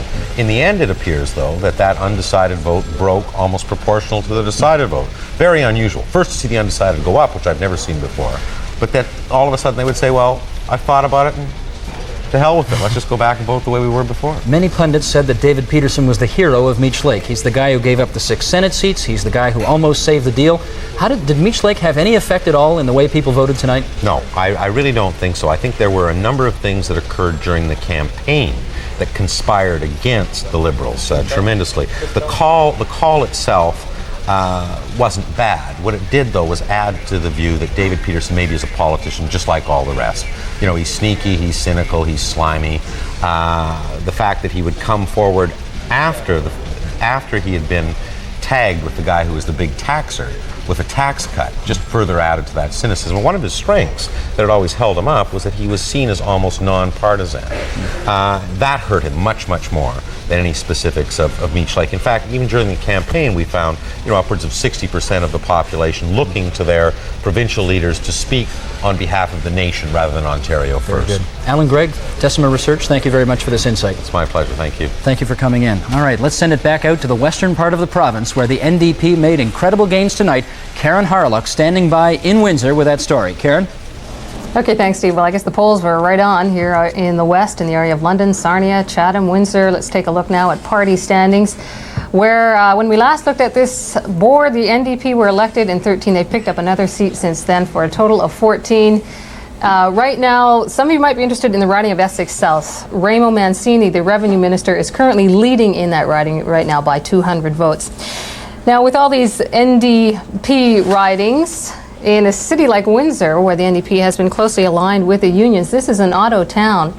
Percy, we can see that Dave Cook is going back to Queen's Park. Is he going to take a role that's going to mean a lot to this city? Oh, I think for sure he'll end up in the cabinet, Karen. He has spoken throughout the campaign on the right to refuse unsafe work and public justification of plant closures.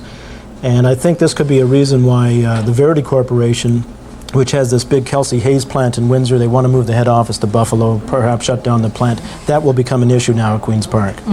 Let's move on to the riding now of Windsor Sandwich, and now this is where the Transportation Minister Bill Rye went down to defeat. I mean, it was great for this city to have someone with that high profile in cabinet. He brought us 425 jobs, several million for the Cleary Auditorium renovations here.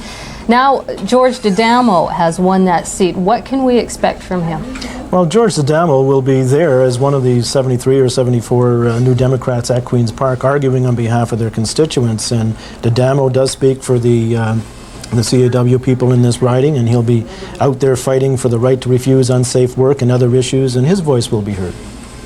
Okay, in the riding of Windsor-Walkerville, formerly held by Mike Ray, Windsor lawyer Wayne Lessard has picked up this riding. Not a very well-known man in this part of the city. What do you think his role is going to be in the NDP government? I know he has spoken throughout the campaign on the government-sponsored skills retraining program, retraining workers that have been laid off in the automotive industry, with David Peterson at the Chamber of Commerce. And now we have all New Democrats in, so we'll have to see what happens now. He may have to change his endorsements this evening. Thanks a lot, Percy. We now take you to Patricia Chu, who is standing by in Hamilton. Like the rest of the province, the NDP have taken Hamilton Niagara by storm. And one of the reasons for that is the number of people who turned out to vote. As you know, everyone was calling for a low turnout this year. Voter apathy was big in the area. But let's have a look at how it shakes down. The NDP are elected and leading in a total of 16 ridings. Remember, they had 5 seats last time. The Liberals elected in just 2 ridings. How this translates into the popular vote. You can see here that the NDP have got 45% of the total vote. The Liberals just 28%. So again, you can see that this is a major difference over last time. And one little footnote, Shirley Collins, Cabinet Minister Shirley Collins, Minister for Disabled Persons, has been defeated in Wentworth East by Mark Morrow, NDP Mark Morrow, a steel worker. And now standing by behind me is John Northcott. He is with a very angry campaign worker, someone who advised Peterson not to call the election at this time. Yes, thanks, Patricia. Here we are in Willie Monroe's office here, where Ottawa remained unchanged basically, except for Ottawa Centre, and the rural areas changed more dramatically? Ottawa Centre was kind of expected because of Gigantus and the history there. Ottawa West, I would have thought, I mean, that's been a bellwether riding. Every party has been represented there at one time or another, so it could have switched, it did not. Shirelli hung tough. Shirelli's been described as a bulldog, as a tenacious politician, one who works hard and keeps at it and perhaps that paid off. His main opposition, Brian Mackey, was also described as a bulldog, especially if you're on the other side of the negotiating table with him. That did not pay off. But if you're in the driver's seat to begin with, it's a little easier to stay there rather than to try to unseat the captain. And one riding which did not have an incumbent, Ottawa South, goes to the Liberals and Dalton McGuinty. Now back to the network. Flip through them. We'll go back to Ken. Thank you very much. You see the story behind us. This is Decision 90 on CFTO.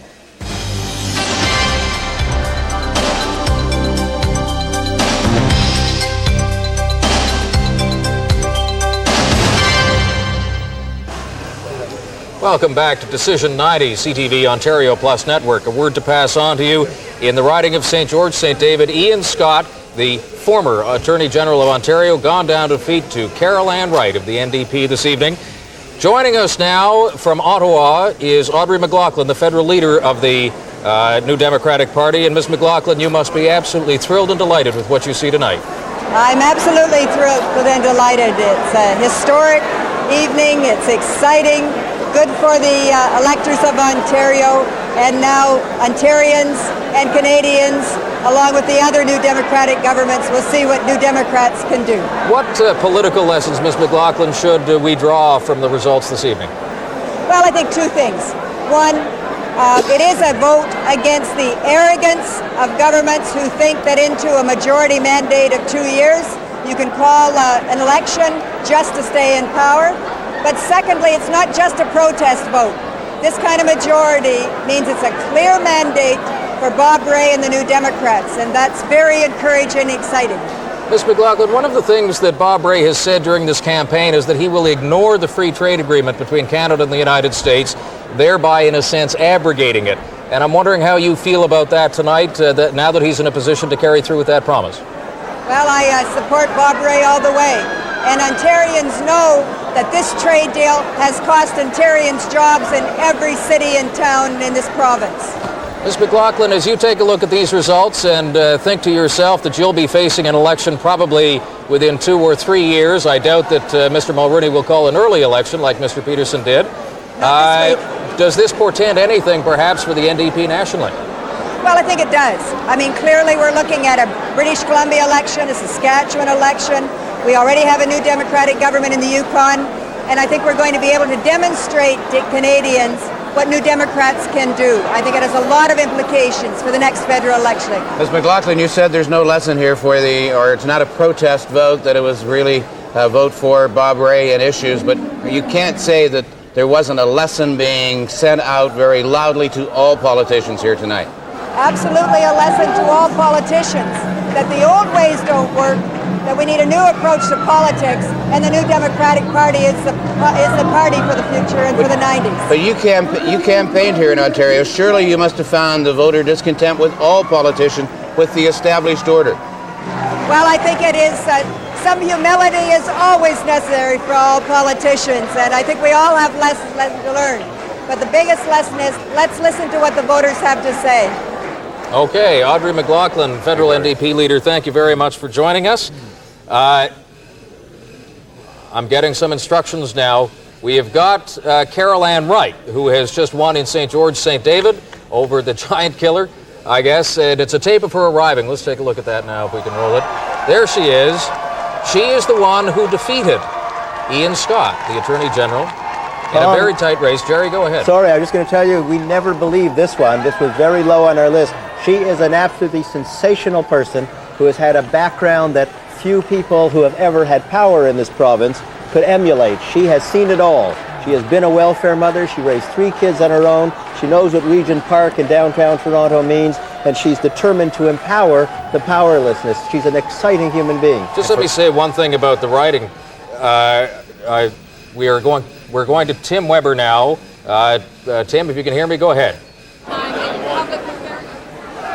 Tim Weber. Here at St. George, St. David, where Carol Ann Wright is being declaring herself, for that matter, the victor, the winner in this riding over the Attorney General. Perhaps shocking, but in light of all that's happened tonight, maybe not so shocking. We're going to hear some comments from her right now. Carol Ann, we're live now on CFTO TV. Do you have any comments? I'm on my children. Did you? I'm on my children. Coming over. She's telling us, unfortunately, Tom, Carol Ann's lost one of her children. She's a single mother of 3. She really knows the riding well. She's come up literally from the bottom. She knows it top to bottom. Carol Ann, one quick comment before you... I know it's important to find your child. Stop right here. Mothers know first things first. Carol Ann, here she is with at least 2/3 of her family. Carol Ann, did you ever believe in your wildest dreams that you would defeat the Attorney General? I thought I had a really good chance. I thought I had a really good chance at winning. When I went canvassing, the feeling was really positive. People were telling me that they were going to vote for me, and I believed them. What's first on your agenda here in this riding? First on my agenda is to see what was happening in general with the NDP. I really don't know. I really don't know what the first priority is right now. Your party's in government now. Yes, I know that. Well, as I said, to reshape Ontario, we've got to look at what the things that the NDP has promised to do. We have to deliver. All right, Carol Ann Wright, the winner here in St. George, St. David, the new Democrat winner in this riding. Back to you, Tom.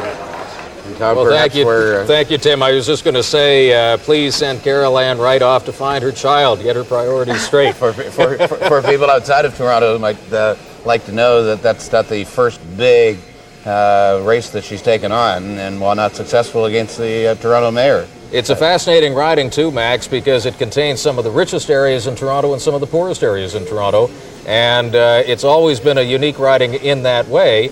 But Carol Ann Wright obviously plugged into that support south of Bloor Street, which is a major street in Toronto, demarking the poor and the rich sections. At her nomination meeting, her nominator carried her child with her throughout her speech. So it was that kind of campaign. That is grassroots, Tommy. Another interesting riding, too, and another victory for women as well. In the riding of Lambton, an NDP upset. Ellen McKinnon, who is a widowed mother of 7, won that riding. She's a school trustee with the Lambton County Board of Education. Jerry, I would think at this point that you must be thinking of putting in daycare at the Ontario legislature. We have elected a most stunning number of women, and I couldn't personally be more thrilled, as will everyone in our party. We have talked gender equality for years, and frankly, we have never been able to achieve it in our elected reps, and we've come close. This is Bob Ray's purview, so I step on it with very great gingerness, but I bet you will see more women in the Bob Ray cabinet than we have ever seen by far in an Ontario cabinet, and I am thrilled beyond words. Talking about ridings, women candidates, and issues of concern to women, it's interesting when you sift through the computer data tonight to see that the Family Coalition Party, which is a one-issue party, single-interest politics, a very big concern of all of us as Canadians as we see these various groups rise. But tonight, the Family Coalition Party, which is an anti-abortion party, which is running candidates in some parts of the province, polled 2.7% of the vote, just 64,000 votes out of 3 million or more cast. So we're seeing here that when it comes time for the big issues, the whole panoply, as they say, of issues to be discussed, the single issue vote in this campaign at least wasn't very significant. Duff, there are a number of issues on which the NDP has taken strong stands for choice, for French rights, on which a significant minority of votes, against which a significant minority of votes have been cast tonight. And among the many problems Bob Ray is going to have to face is understanding that. And I think you'll find we will not back down on those kind of important principles that the NDP has. Family Coalition, 65,000 votes. The Core Party, anti-bilingualism, 50,000. The Green Party, interestingly tonight, 16,000 votes. So the environmentalists who make that their single issue are trailing those other two in the other category in our popular vote here. I think that's because it appears that would because the Green people went to the NDP for much of this election. Otherwise, I think you'll find them having a quite significant constituency in this province. And just about everybody else tonight, Jerry, who had a special interest, and you're very pleased for that. I'm not unhappy. But I don't think we should underestimate the degree to which the so-called formerly fringe parties, in fact, when we look at the results, they will have finished second and third, thereby beating out one of the established party candidates in a number of ridings in the province. And that's how it starts, and we've got to keep an eye on it because it's a very interesting development as well in Ontario politics. Thank you very much. We'd like to take you now to Tory headquarters in North Bay. Michael Harris is on his way. And we will have those pictures for you in just a few moments. One of the things Bob Ray will have to deal with in talking about special interest groups is how you maintain Ontario's current financial situation without saying yes to every group that knocks on your door. And there are a lot of groups when you're in opposition that you can be on the side of, but when you're in government, it's another movie. Mike, we want to just jump in here because Tim Sheehy is standing by live with Stephen Lewis. Tim, take it away. Thank you very much. Stephen Lewis, as I'm sure most of our viewers know, a leader of the NDP for many years back in the 1970s, never quite managed to get enough members to form a majority government, but you sure tried awfully hard. You must be very gratified tonight. Oh, it's overwhelming. A qualitative and wonderful difference from the days of the 70s to form a majority government tonight. I'm beginning to come down from my period of levitation over the last hour or so, and the thought of Bob Rae leading a government which is reflective of the people in the province as a whole, no special interest group, open, thoughtful, intelligent, sensitive. It is exciting. Mr. Lewis, our panel wants to ask you just a couple of questions. Let me just give you the headset here for a moment. Hello, Stephen, it's Tom Clark. It's Tom Clark, yes, Mr. Lewis. Tom. I don't have to ask you how you're feeling tonight. I can see it in your face. Yes, sir, you can see it in my eyes, certainly. I tell you, I was going to have Jerry Kaplan say a few words to you, but he's been unable to talk for the last hour and a half. Which is a rare situation for Jerry. Stephen, I've been paralyzed. What's happened tonight? How did we do? Actually, Jerry, it's nip and tuck for minority government. I was afraid of that. I thought so. Stephen, in many respects, you must have some thoughts going through your head tonight about those days back in the 70s when I was down at Queen's Park with you, when you came so close a couple of times to achieving what Bob Rae achieved tonight. Tom, we never came that close. We never even approximated the kind of victory Bob has tonight in terms of the popular vote and this remarkable majority. And I think in its own way, it's a victory as stunning for the province as was our first win in Saskatchewan in the 1940s. This is a real turning point.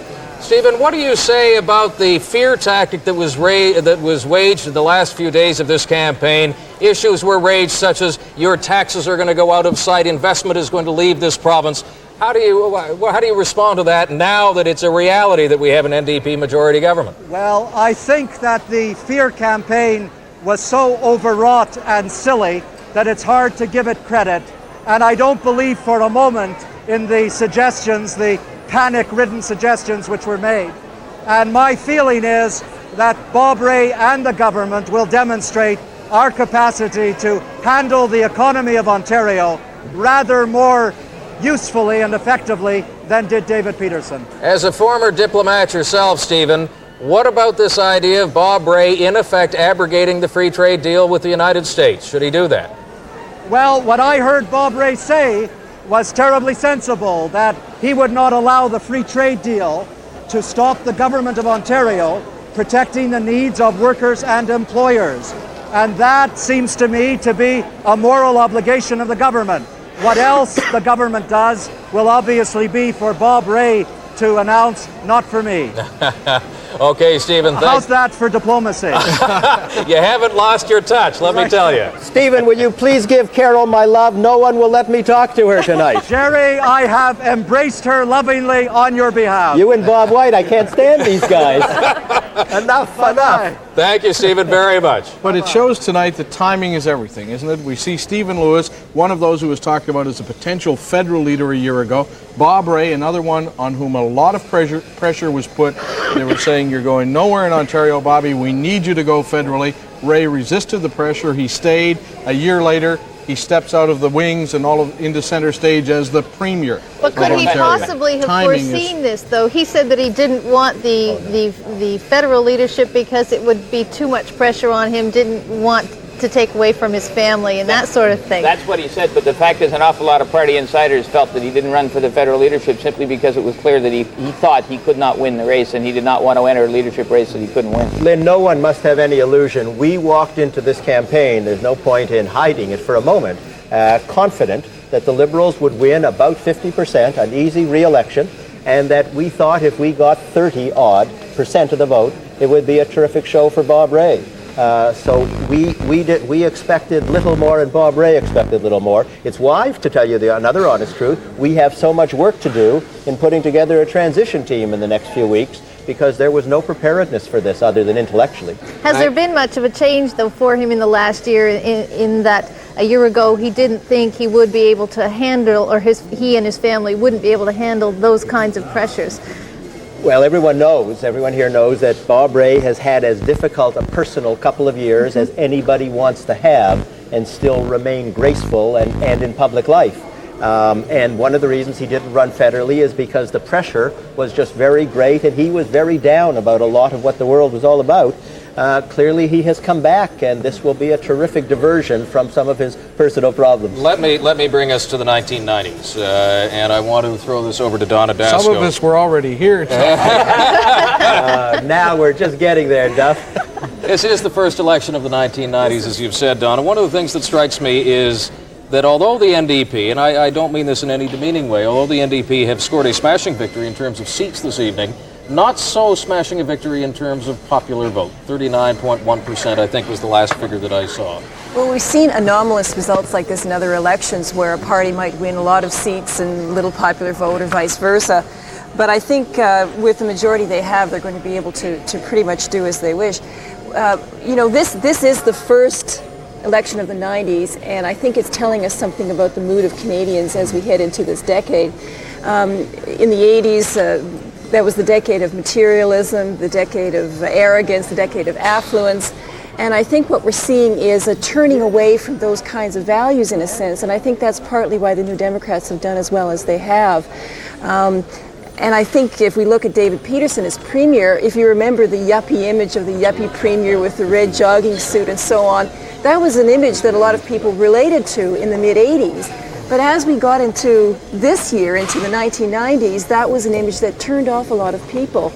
And I think this is part of what we're seeing today, is that changing mood, those underlying values. There's more economic anxiety today.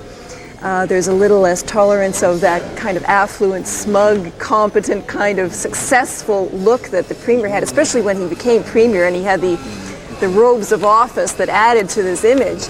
And I think that's part of the reason why we've seen the downfall of the Liberals is a sense that people didn't like that image anymore. They weren't comfortable with it, and it's like they wanted to scratch that BMW. You know, they couldn't quite relate to that image in the 1990s.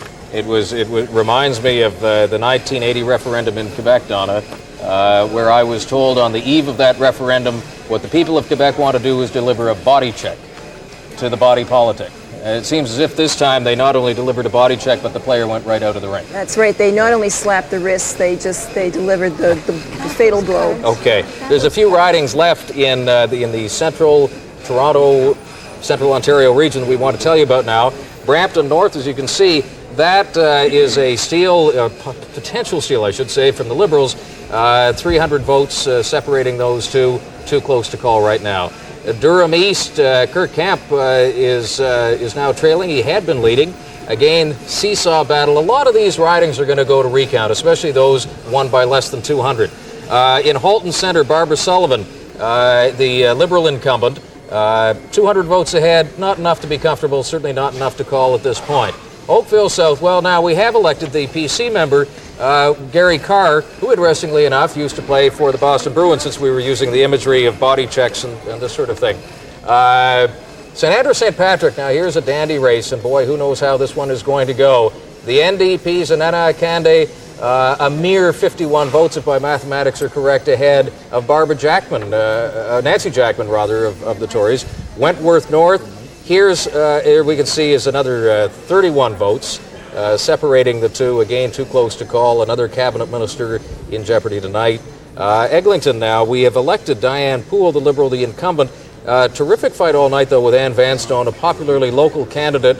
But she is now, although, all our polls are in, so that's it. Now, the confusion there was because races we expected to see all evening. That's right. Tonight, because of this big NDP move right across the province, we're down to that handful that remain undecided. Mike, I want to just talk I'm going to cut in because we're just about ready to hear from Mike Harris. We're going to hear from all three leaders in the next half hour or so. The first to speak to the province will be the Conservative leader in the third place standing, and Mike Harris has arrived at his headquarters, as we saw a few moments ago, accompanied by his wife Janet and his 5-year-old son Mike Jr. Here he comes now, Max, coming off of his campaign bus, Tax Fighter 1. Tax Fighter 1 and Tax Fighter 2 is the name of the bus, and we should tell you that the Liberal buses have been dubbed by the media to be government one, taxpayers nothing. That was after Harris had begun naming the buses. As Mike Harris comes in, and John, I want you to pick up on this. Where does he stand now? He certainly did better than even some of your own pollsters thought he might do. You were facing the possibility, under one scenario tonight, of getting less than 12 seats. Well, you did far better than that. You scored 20 seats. Is Mike Harris now secure in this position? Well, I think so. I think that you have to remember that Mike Harris was elected leader of the Conservative Party about 6 weeks before this election was called. The party is in debt. The party had just come through a leadership contest, and indeed the first polls we looked at indicated we'd be lucky to win 25. I think is a very good showing, and I think he ran a good campaign. I think he impressed people and exceeded the expectations that people had for him, and I think it's now up to him to grow in the job. And I think the only circumstance in which there'd be any pressure in the party for him to step down is if he didn't grow in the job. But I think he's shown absolutely every indication in this campaign that he will and he can grow in the job, and that he'll be around for a long time to come to face the NDP with a revitalized Conservative Party. And John, I understand that the party did better in raising money than you had anticipated. We virtually paid for the campaign before it's over, and that's something that we thought we'd be pretty hard-pressed to do.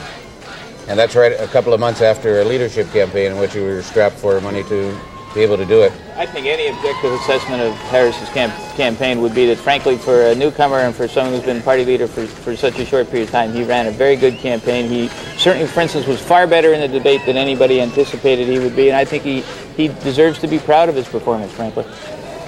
John, of course, the reason I was asking you is because there was a lot of pressure on you to run against Mike Harris for that job. Any regrets that you're not standing there tonight? No, you don't second-guess yourself in politics, and Mike Harris, I think, is a decent, a hard-working, able person, and he ran a very good campaign, and the party, I don't think, could have expected to do a lot better given all of the problems we had, and I think he should be very proud of what he's done tonight. And I have no regrets at all. The question is whether John Tory should run for the Liberal leadership now. That may well be open in the next few minutes. Well, the party's in far too much disarray for me to even consider that. That's very difficult for a Tory to say seriously, isn't it? Well, as you can see at the bottom of your screen on our leaderboard, Mike Harris will join 19 other Tories at Queen's Park to lead the fight for the next 4 years or so. Let's go to him now as he addresses his hometown audience. Thank you, and dear friends here in Nipissing Riding and all across this great province. I want to begin by thanking the people of Nipissing on behalf of Janet and myself for once again sharing their confidence, their loyalty, and their support with us.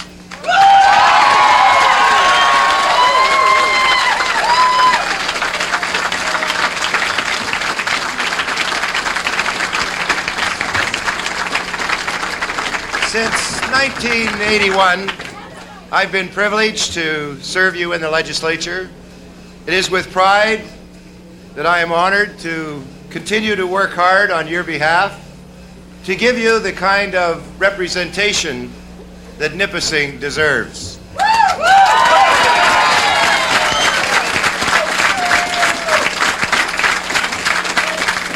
I want to start by thanking Barbara Minogue, a good friend and not only a good friend, but the best campaign manager in all of Ontario.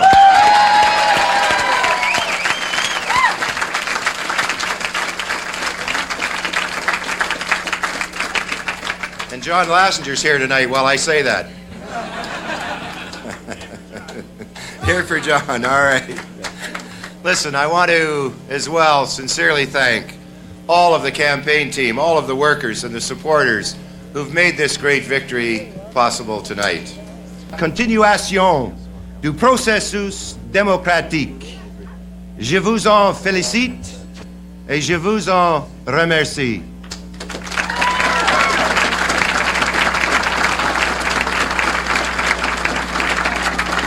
I congratulate you all because democracy means people getting together to send a message about the type of government they want to see, about the kind of society they want to live in, and what a message you've sent tonight. As Ontario progresses, and having come this far, The new Ontario Progressive Conservative Party will continue to fight to eliminate waste, to control... As he arrives, I believe, at the hall in London. But I don't think he'll come into the hall to speak until Mike Harris has officially finished his. That would be the protocol normally, Tom. That's right, Max, and I'm sure that he was probably not intending that he would tromp on the end of Mike Harris's speech. What interesting to note, although we're looking at David Peterson, Mike Harris did say just moments ago in his speech that he is supporting a full and open inquiry into the Patty Starr affair. And he has communicated that to Bob Rae. Even though David Peterson may be out of government, he is obviously not out of the woods. The Patty Starr affair certainly played on the minds of many voters, and there's no question that the NDP, who were never happy with what Peterson's handling of it, will have to deal with it. There's going to be more disclosures in the Starr affair, probably before an inquiry can be set up, if you believe the rumors that are rampant within the media and also the court appearances of Patty Starr. It was Mike Harris's most effective moment in the debate when he said, how come you managed to call the election to end the day before Patty Starr goes on trial? It was a very effective moment for Mike Tom, I think it's probably important to the restoration of faith in the system, and I think a lot of lack of faith in the system is what we see evidenced by the NDP win, and I think it's important there be such an inquiry, because I think it was the Environics poll here on CFTO that said that 61% of people thought this was symptomatic of widespread corruption in the government. It's important they know that's not the case. Leon Corby is walking alongside the Premier there now. Sir, were you expecting this? Mr. Peterson, were you expecting this, sir? Did you have any inkling whatsoever?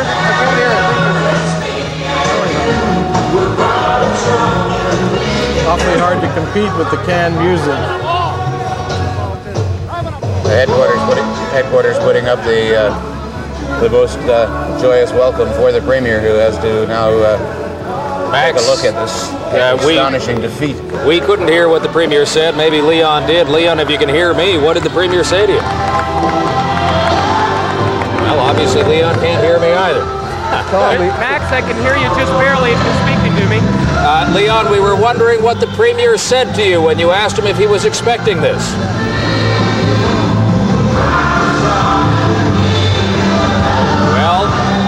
I guess not very much. Best picture possible that is being presented, and the Premier will have to accede and congratulate his conqueror. Well, we shouldn't leave Mike Harris without mentioning his few words in French. They were a very important symbol, and I'm delighted he did it. I hope all the leaders do that tonight. Let's go to the Premier, the soon-to-be ex-Premier, David Peterson.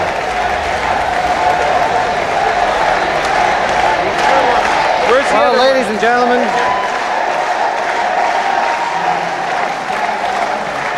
I saw my colleagues, Steve Buchanan. Where's Steve? Steve, come on up. Where's Steve?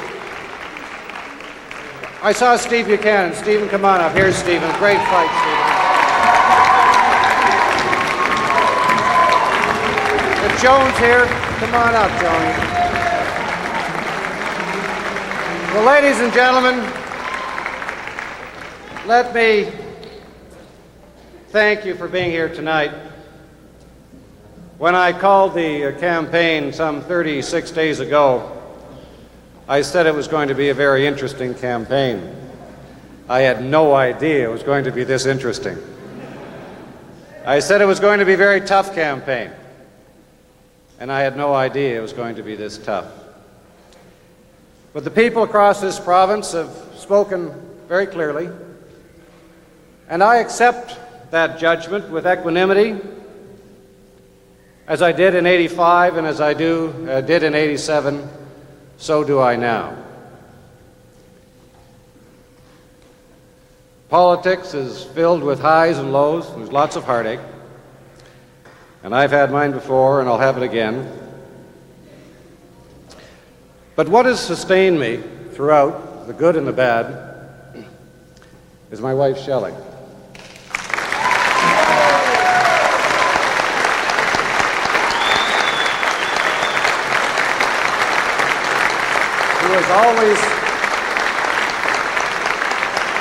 Who has always been there And I can assure you, without her, I would not have been able to do some of the things that we have done. And my mom and dad, who are here,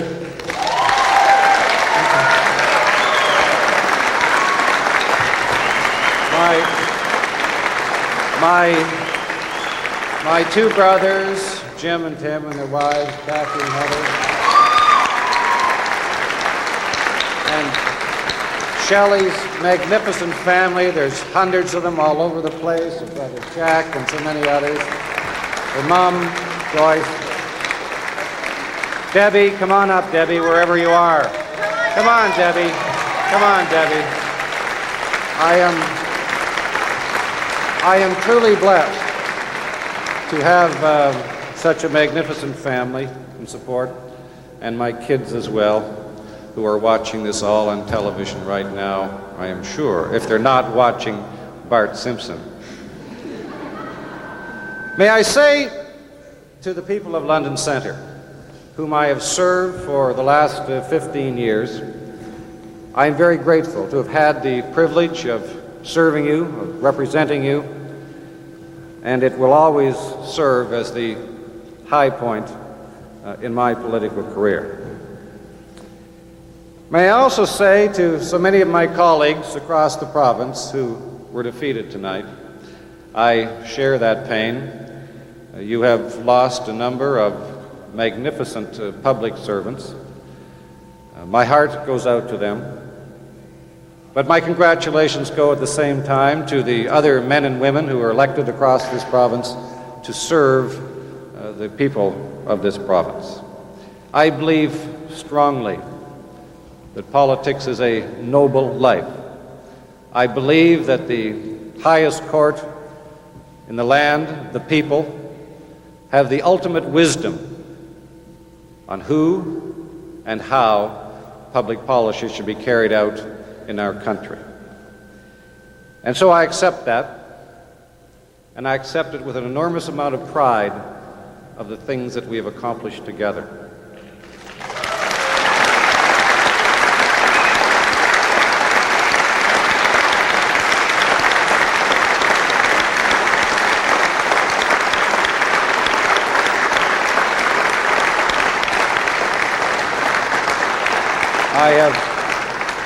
I have already spoken to Bob Ray. I have offered him my congratulations. I have offered to cooperate with him at his convenience in the earliest possible transition. Mr. Ray is taking on an enormous responsibility that only few can understand, and I say to him, I wish him well. I also congratulate Michael Harris on a very hard-fought campaign, and he has expressed his views in a very forthright way right across the province.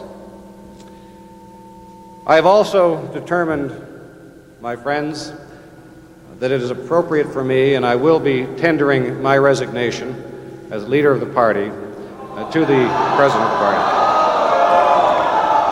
It is appropriate that the responsibility is accepted by me, and I accept that responsibility. But I say at the same time that I have enormous faith in the Liberal cause. I'm very proud of the things that we have achieved in the last 5 years. We have cut new paths in social policy, environmental policy. And we have done that, I believe, in a financially responsible way and have built a very strong and respected province. I think all Liberals can take pride in that. And I say to you that there is no disgrace in getting knocked down. There is only disgrace in not getting up.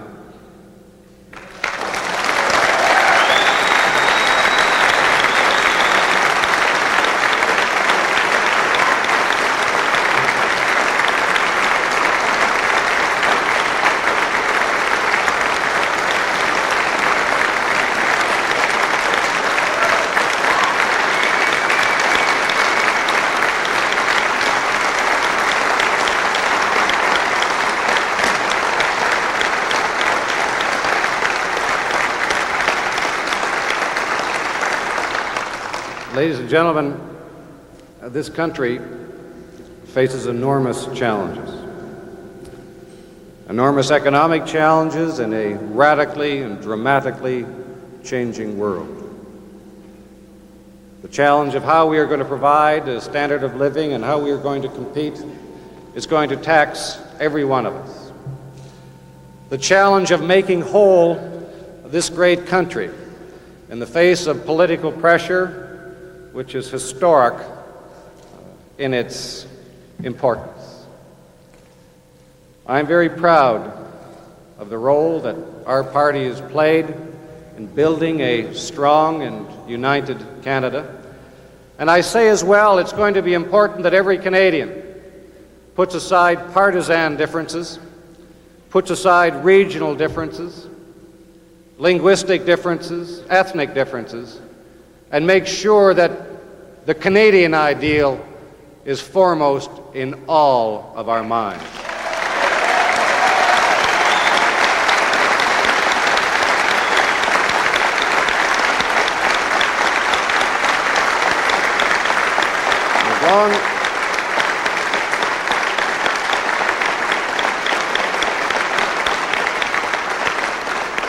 As long as I have breath and energy, and I can tell you I've still got a lot left, I will continue to fight for this country and for opportunity everywhere across this magnificent land. And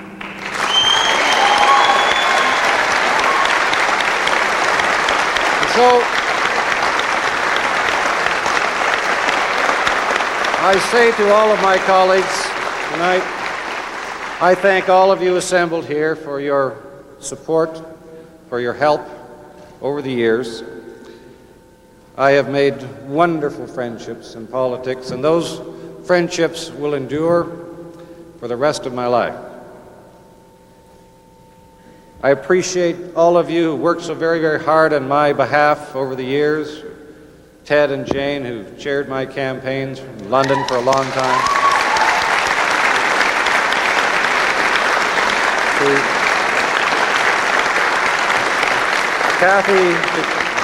Kathy Robinson and Beth Webster, who chaired our campaign across the province. It was a great campaign. And any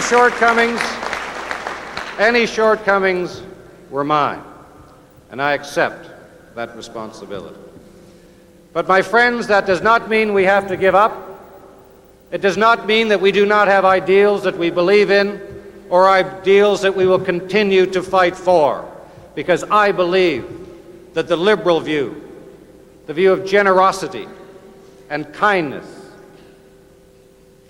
the view that takes into account all of the citizens of Ontario and Canada, is the view that will prevail, is the view that must prevail as we heal this great country. So, again,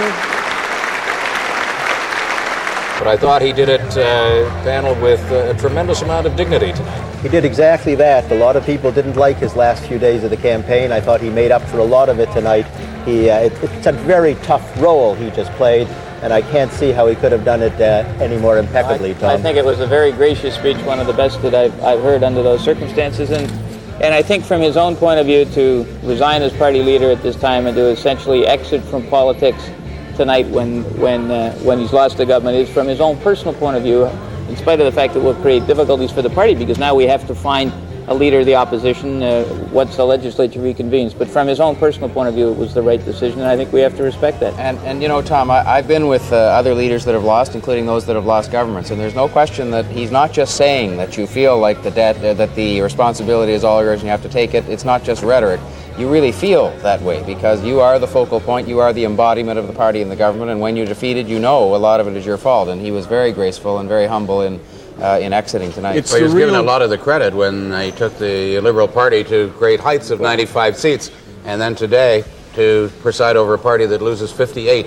You have to take in an election 3 years later. Yes. One of the he won that big majority, he said to me in a private moment, he said, "You know, Duff, I can't ever let this go to my head because I remember that just 2 years ago, as the lonesome leader of the opposition, I was dog meat in this province, and now all of a sudden, through a minority government and now to this majority, I'm a somebody. I'll never forget from where I came. He says, the minute you do that, you lose power. And he didn't let it go to his head. And he didn't. And I think we saw tonight a very sincere David Peterson, who also threw in a message in both official languages for a strong and united country. A subtle message there that says, I supported Meech Lake. I believed I was doing the right thing on that issue, which cost him votes in this province, I believe. Cost him a lot of votes. And he said tonight he believes he historically was right to do that, and urged those who follow him to maintain that course of leadership for Ontario. And classy, appropriate to the moment, and very much the real private David Peterson. And from his point of view, Mike, I think what he's really saying is, if I went down on an issue of principle. It's a principle I believe in, and I'm prepared to pay the price, because he truly believed in Meech Lake, and he truly believed in the national unity issue, and he knew it was hurting him, and he was prepared to go ahead and do it nonetheless. Michael, I think that there are some who might disagree with you that Meech Lake was the only reason he went down tonight. Not saying that at all. I'm merely saying it is one of the things that hurt him. There are a lot of other issues as well. One of the people that David Peterson is going to miss, who is also out of politics tonight, at least for a while, is Ian Scott, the former Attorney General. And he arrived at his campaign headquarters a while back. We have tape of that, which we'd like to show you now. A happy man, despite the fact that he lost by 4% of the vote to Carol Ann Wright of the New Democrats. And here he addresses... Is that Elmer Buchanan? That's Elmer Buchanan. He's the vice president of the North Hastings Separate School. He is 44 years old. He's also a resident of Bancroft. And interestingly enough, Elmer Buchanan campaigned for lower property taxes. So that's good for a lot of people who feel that maybe an NDP government means higher taxes all around. Elmer Buchanan defeating Jim Pollock in Hastings, Peterborough. Who's Mr. Wilson in Kingston and the Islands who he beat Ken Keyes? He's not one of the Beach Boys. No. No, he's not. But Gary Wilson is 44 years old. Brian, he's the president of the Kingston and District Labour Council. He finished second behind Ken Keyes in 1987, and this was his second run at it. He's also a library technician at Queen's University. Moving on to Frontenac Addington. Now, Fred Wilson is the NDP candidate who defeated Larry South, the Liberal in Frontenac Addington. Fred Wilson is 49 years old. He's the Eastern Ontario rep of a health and safety centre, and that's an independent delivery agency for Workers' Compensation Board. He also worked for Mike Breau, Evelyn Gigantes, and Mike Cassidy's campaigns. He's been around. In Peterborough, Jenny Carter was born in England. She's been in Canada since 1968. She's a grandmother of 3, and she's also a teacher. That was a close victory there, but she was leading for most of the evening. In Prince Edward Lennox, Paul Johnson, the NDP, not a big margin over Don Bonter of the Progressive Conservative Party. Paul Johnson, 38 years old, and he is self-employed. I will warn you now that we're standing by sooner or later to go to the Bob Rae headquarters, and of course the minute that Bob Rae walks in, we will cut there. As is tradition, the new premier, the new leader of the winning party, is always the last to speak, and it seems, as is tradition, it takes forever for he or she to come out of wherever he is and make his way slowly, very theatrically through the crowd, kissing and hugging and shaking hands and doing all those kinds of things. Carol Ann, you weren't here the last time, but I was, and David Peterson was the object of all this great wait, and he took forever. I mean, if you wanted to know what else went on in the world, you had to be up till the middle of the night. We hope Bob Rae isn't going to do that. I think that he must be very anxious to address his supporters and the people of Ontario, and to tell them what this all means and when he intends to get down to business, and what the first items on his list of priorities are going to be. You know, Outgoing Premier David Peterson lost his government and his own seat, and he's resigning as Liberal leader. That's the National this Thursday night. Thanks for watching. For CBC News, I'm Peter Mansbridge. Alison Smith will be here tomorrow night. Stay with us now for the Journal. The lesson from this election is that the public's trust must be earned. Many things have been said in this election. That is past. The future is a province that must come together. The future is a province in which all parts of the community must work together to build a great province. Good evening, I'm Barbara Frum. Just a few weeks ago, it looked as though David Peterson would return to power in Ontario with another comfortable majority. But what a surprise finish. The traditional third party in Ontario, the NDP, has won a majority tonight in this historic Ontario election. And Premier David Peterson has lost his seat and resigned as party leader. To help sort through what this means for Ontario and what sort of message it sends to the rest of Canada, we're joined tonight by William Thorsell, Editor-in-Chief of the Globe and Mail, and by historian Desmond Morton, who is principal of Arundel College in Toronto. Desmond Morton, you first, because you who've been affiliated with this party for so long, identified heart and soul for so long, chronicled the history of this country and of your party for so long, you must be staggered. Well, I'm sitting here quietly, but it's certainly true. I didn't anticipate a majority. I was prepared to bet on a minority for the NDP. Why I didn't was that I didn't expect that the party would get support from all over Ontario the way it did tonight. Winning seats like Oxford, which is ultimate rural Ontario, Muskoka, which is cottage country, Elgin County, Lambton. All the things that you've come so close before but has always eluded your party. Yeah, it just never seemed that you could move from the maybe 1,500, 2,000 votes maximum that anybody ever got there to win those seats. But that's what happened tonight. So the party moved from what I would have thought would be a real ceiling of 50, which might have made them a minority government, to this 74 seats or so that they have now. That is amazing. Stable, predictable, some would say boring Ontario. Has it got the country wakened up tonight? I mean, will anyone believe that this is possible in this province of Ontario? I think in the year of 1990, it's been such a volatile year. We went through the entire Meech Lake mess in the spring, which has created, with Oka and other things in Canada, a sense, almost apocalyptic sense now, where anything seems to be possible. I know that Mr. Ray said tonight that he was amazed to be Premier of Ontario tonight, and he doesn't have a party that is ready to govern this province. It's going to be interesting to watch them find a cabinet, to decide who's going to do what, and try to learn the reins of government as we go into probably quite a severe recession in this province. You scared by that, Desmond Morton, this fact that this party has never governed? Not one member of this party has ever held a cabinet post. The on-the-job training is not the best way, as you know, to learn how to govern. Are you scared? Well, it's what the parliamentary democratic system entails. Nobody in the Peterson government had that experience. Nobody in the Mulroney government. Very, very few people in the Liberal government that Pearson led. It's part of our tradition. Ontario has a good, strong civil service. The NDP has a lot of experience of governing other provinces and doing, I think, a fairly good job at it. Never to everyone's taste, but the experience in Saskatchewan and Manitoba and British Columbia has given a lot of NDPers, including some who have been very active in this campaign, practical experience in government departments in provinces that are, yes, smaller than Ontario, but not dissimilar in all respects. There is a lot of talent there, and ministers in our system are not supposed to be experts on health or experts on municipal affairs. They're supposed to have experts and have a good deal of common sense in judging. That's how the system's supposed to work. Is he being naive? Is that why you're smiling like that? I just think that he's working for his party already on this one. But of course, it's true that many new governments come in. In this case, however, I think that it's more like the Tories in Quebec in the '84 election, when people really did not expect to be in power. People ran for other reasons and now find themselves in power. It's not an insuperable problem, but it certainly is going to be interesting to find out who these people are.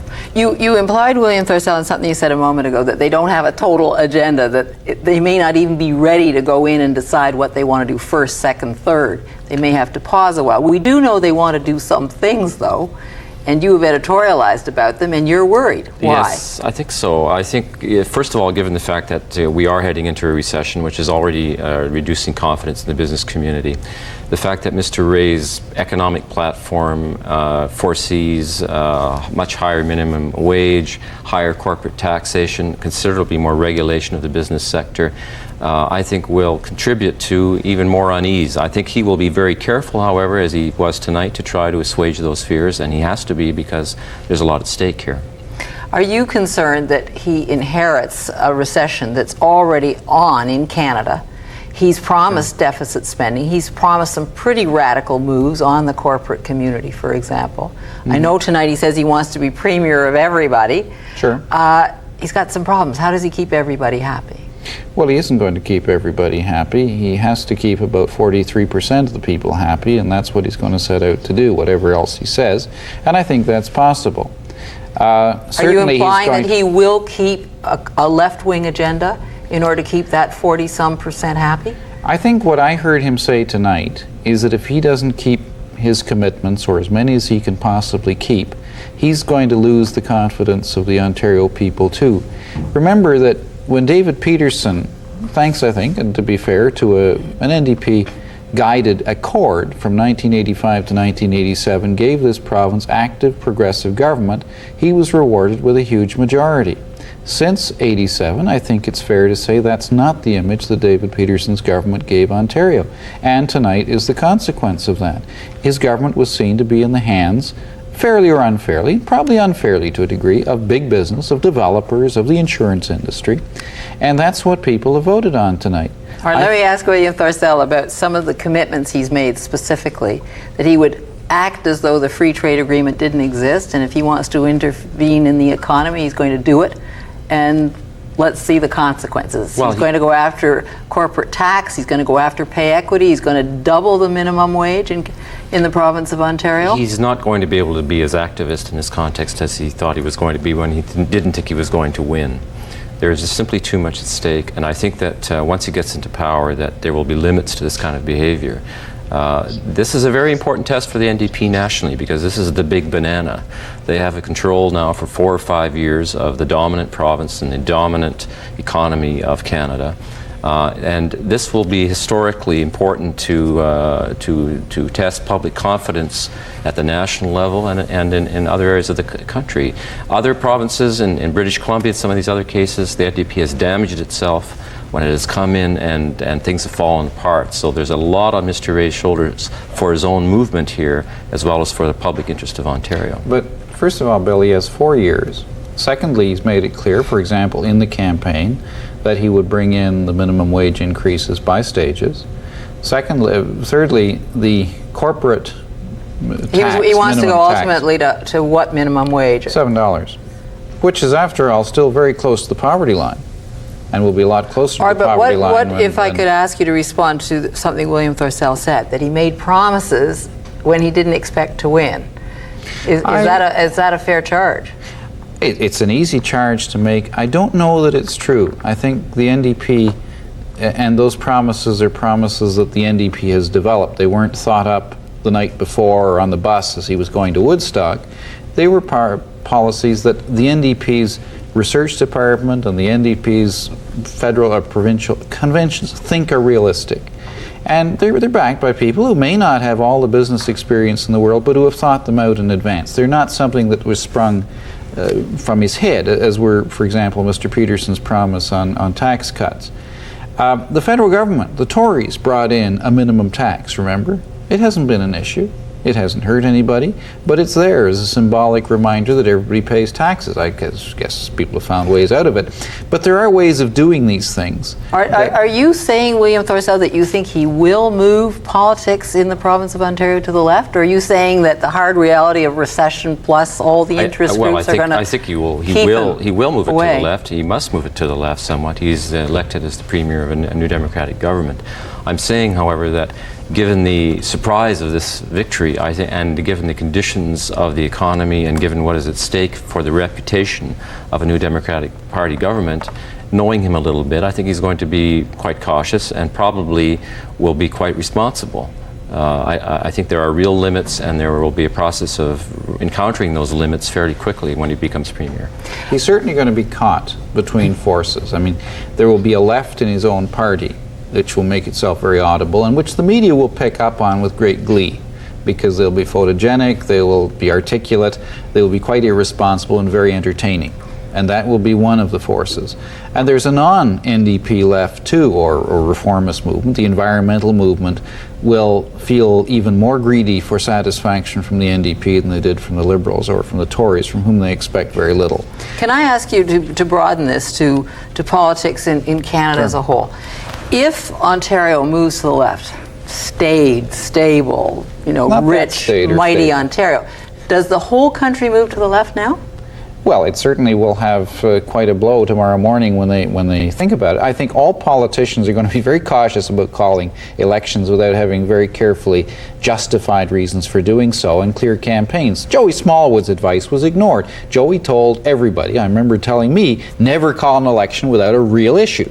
Some of his were a little funny, but they were issues. This man, Peterson, didn't do that. I think Ray will do it, and I think every other politician better too. That'll be an influence. The NDP is going to be more significant across the country. We may well see NDP governments in Saskatchewan, perhaps even BC, within a year, because the party is fairly strong and going places against unpopular Conservative governments. So it's going to have an impact, much as it did in the early 70s.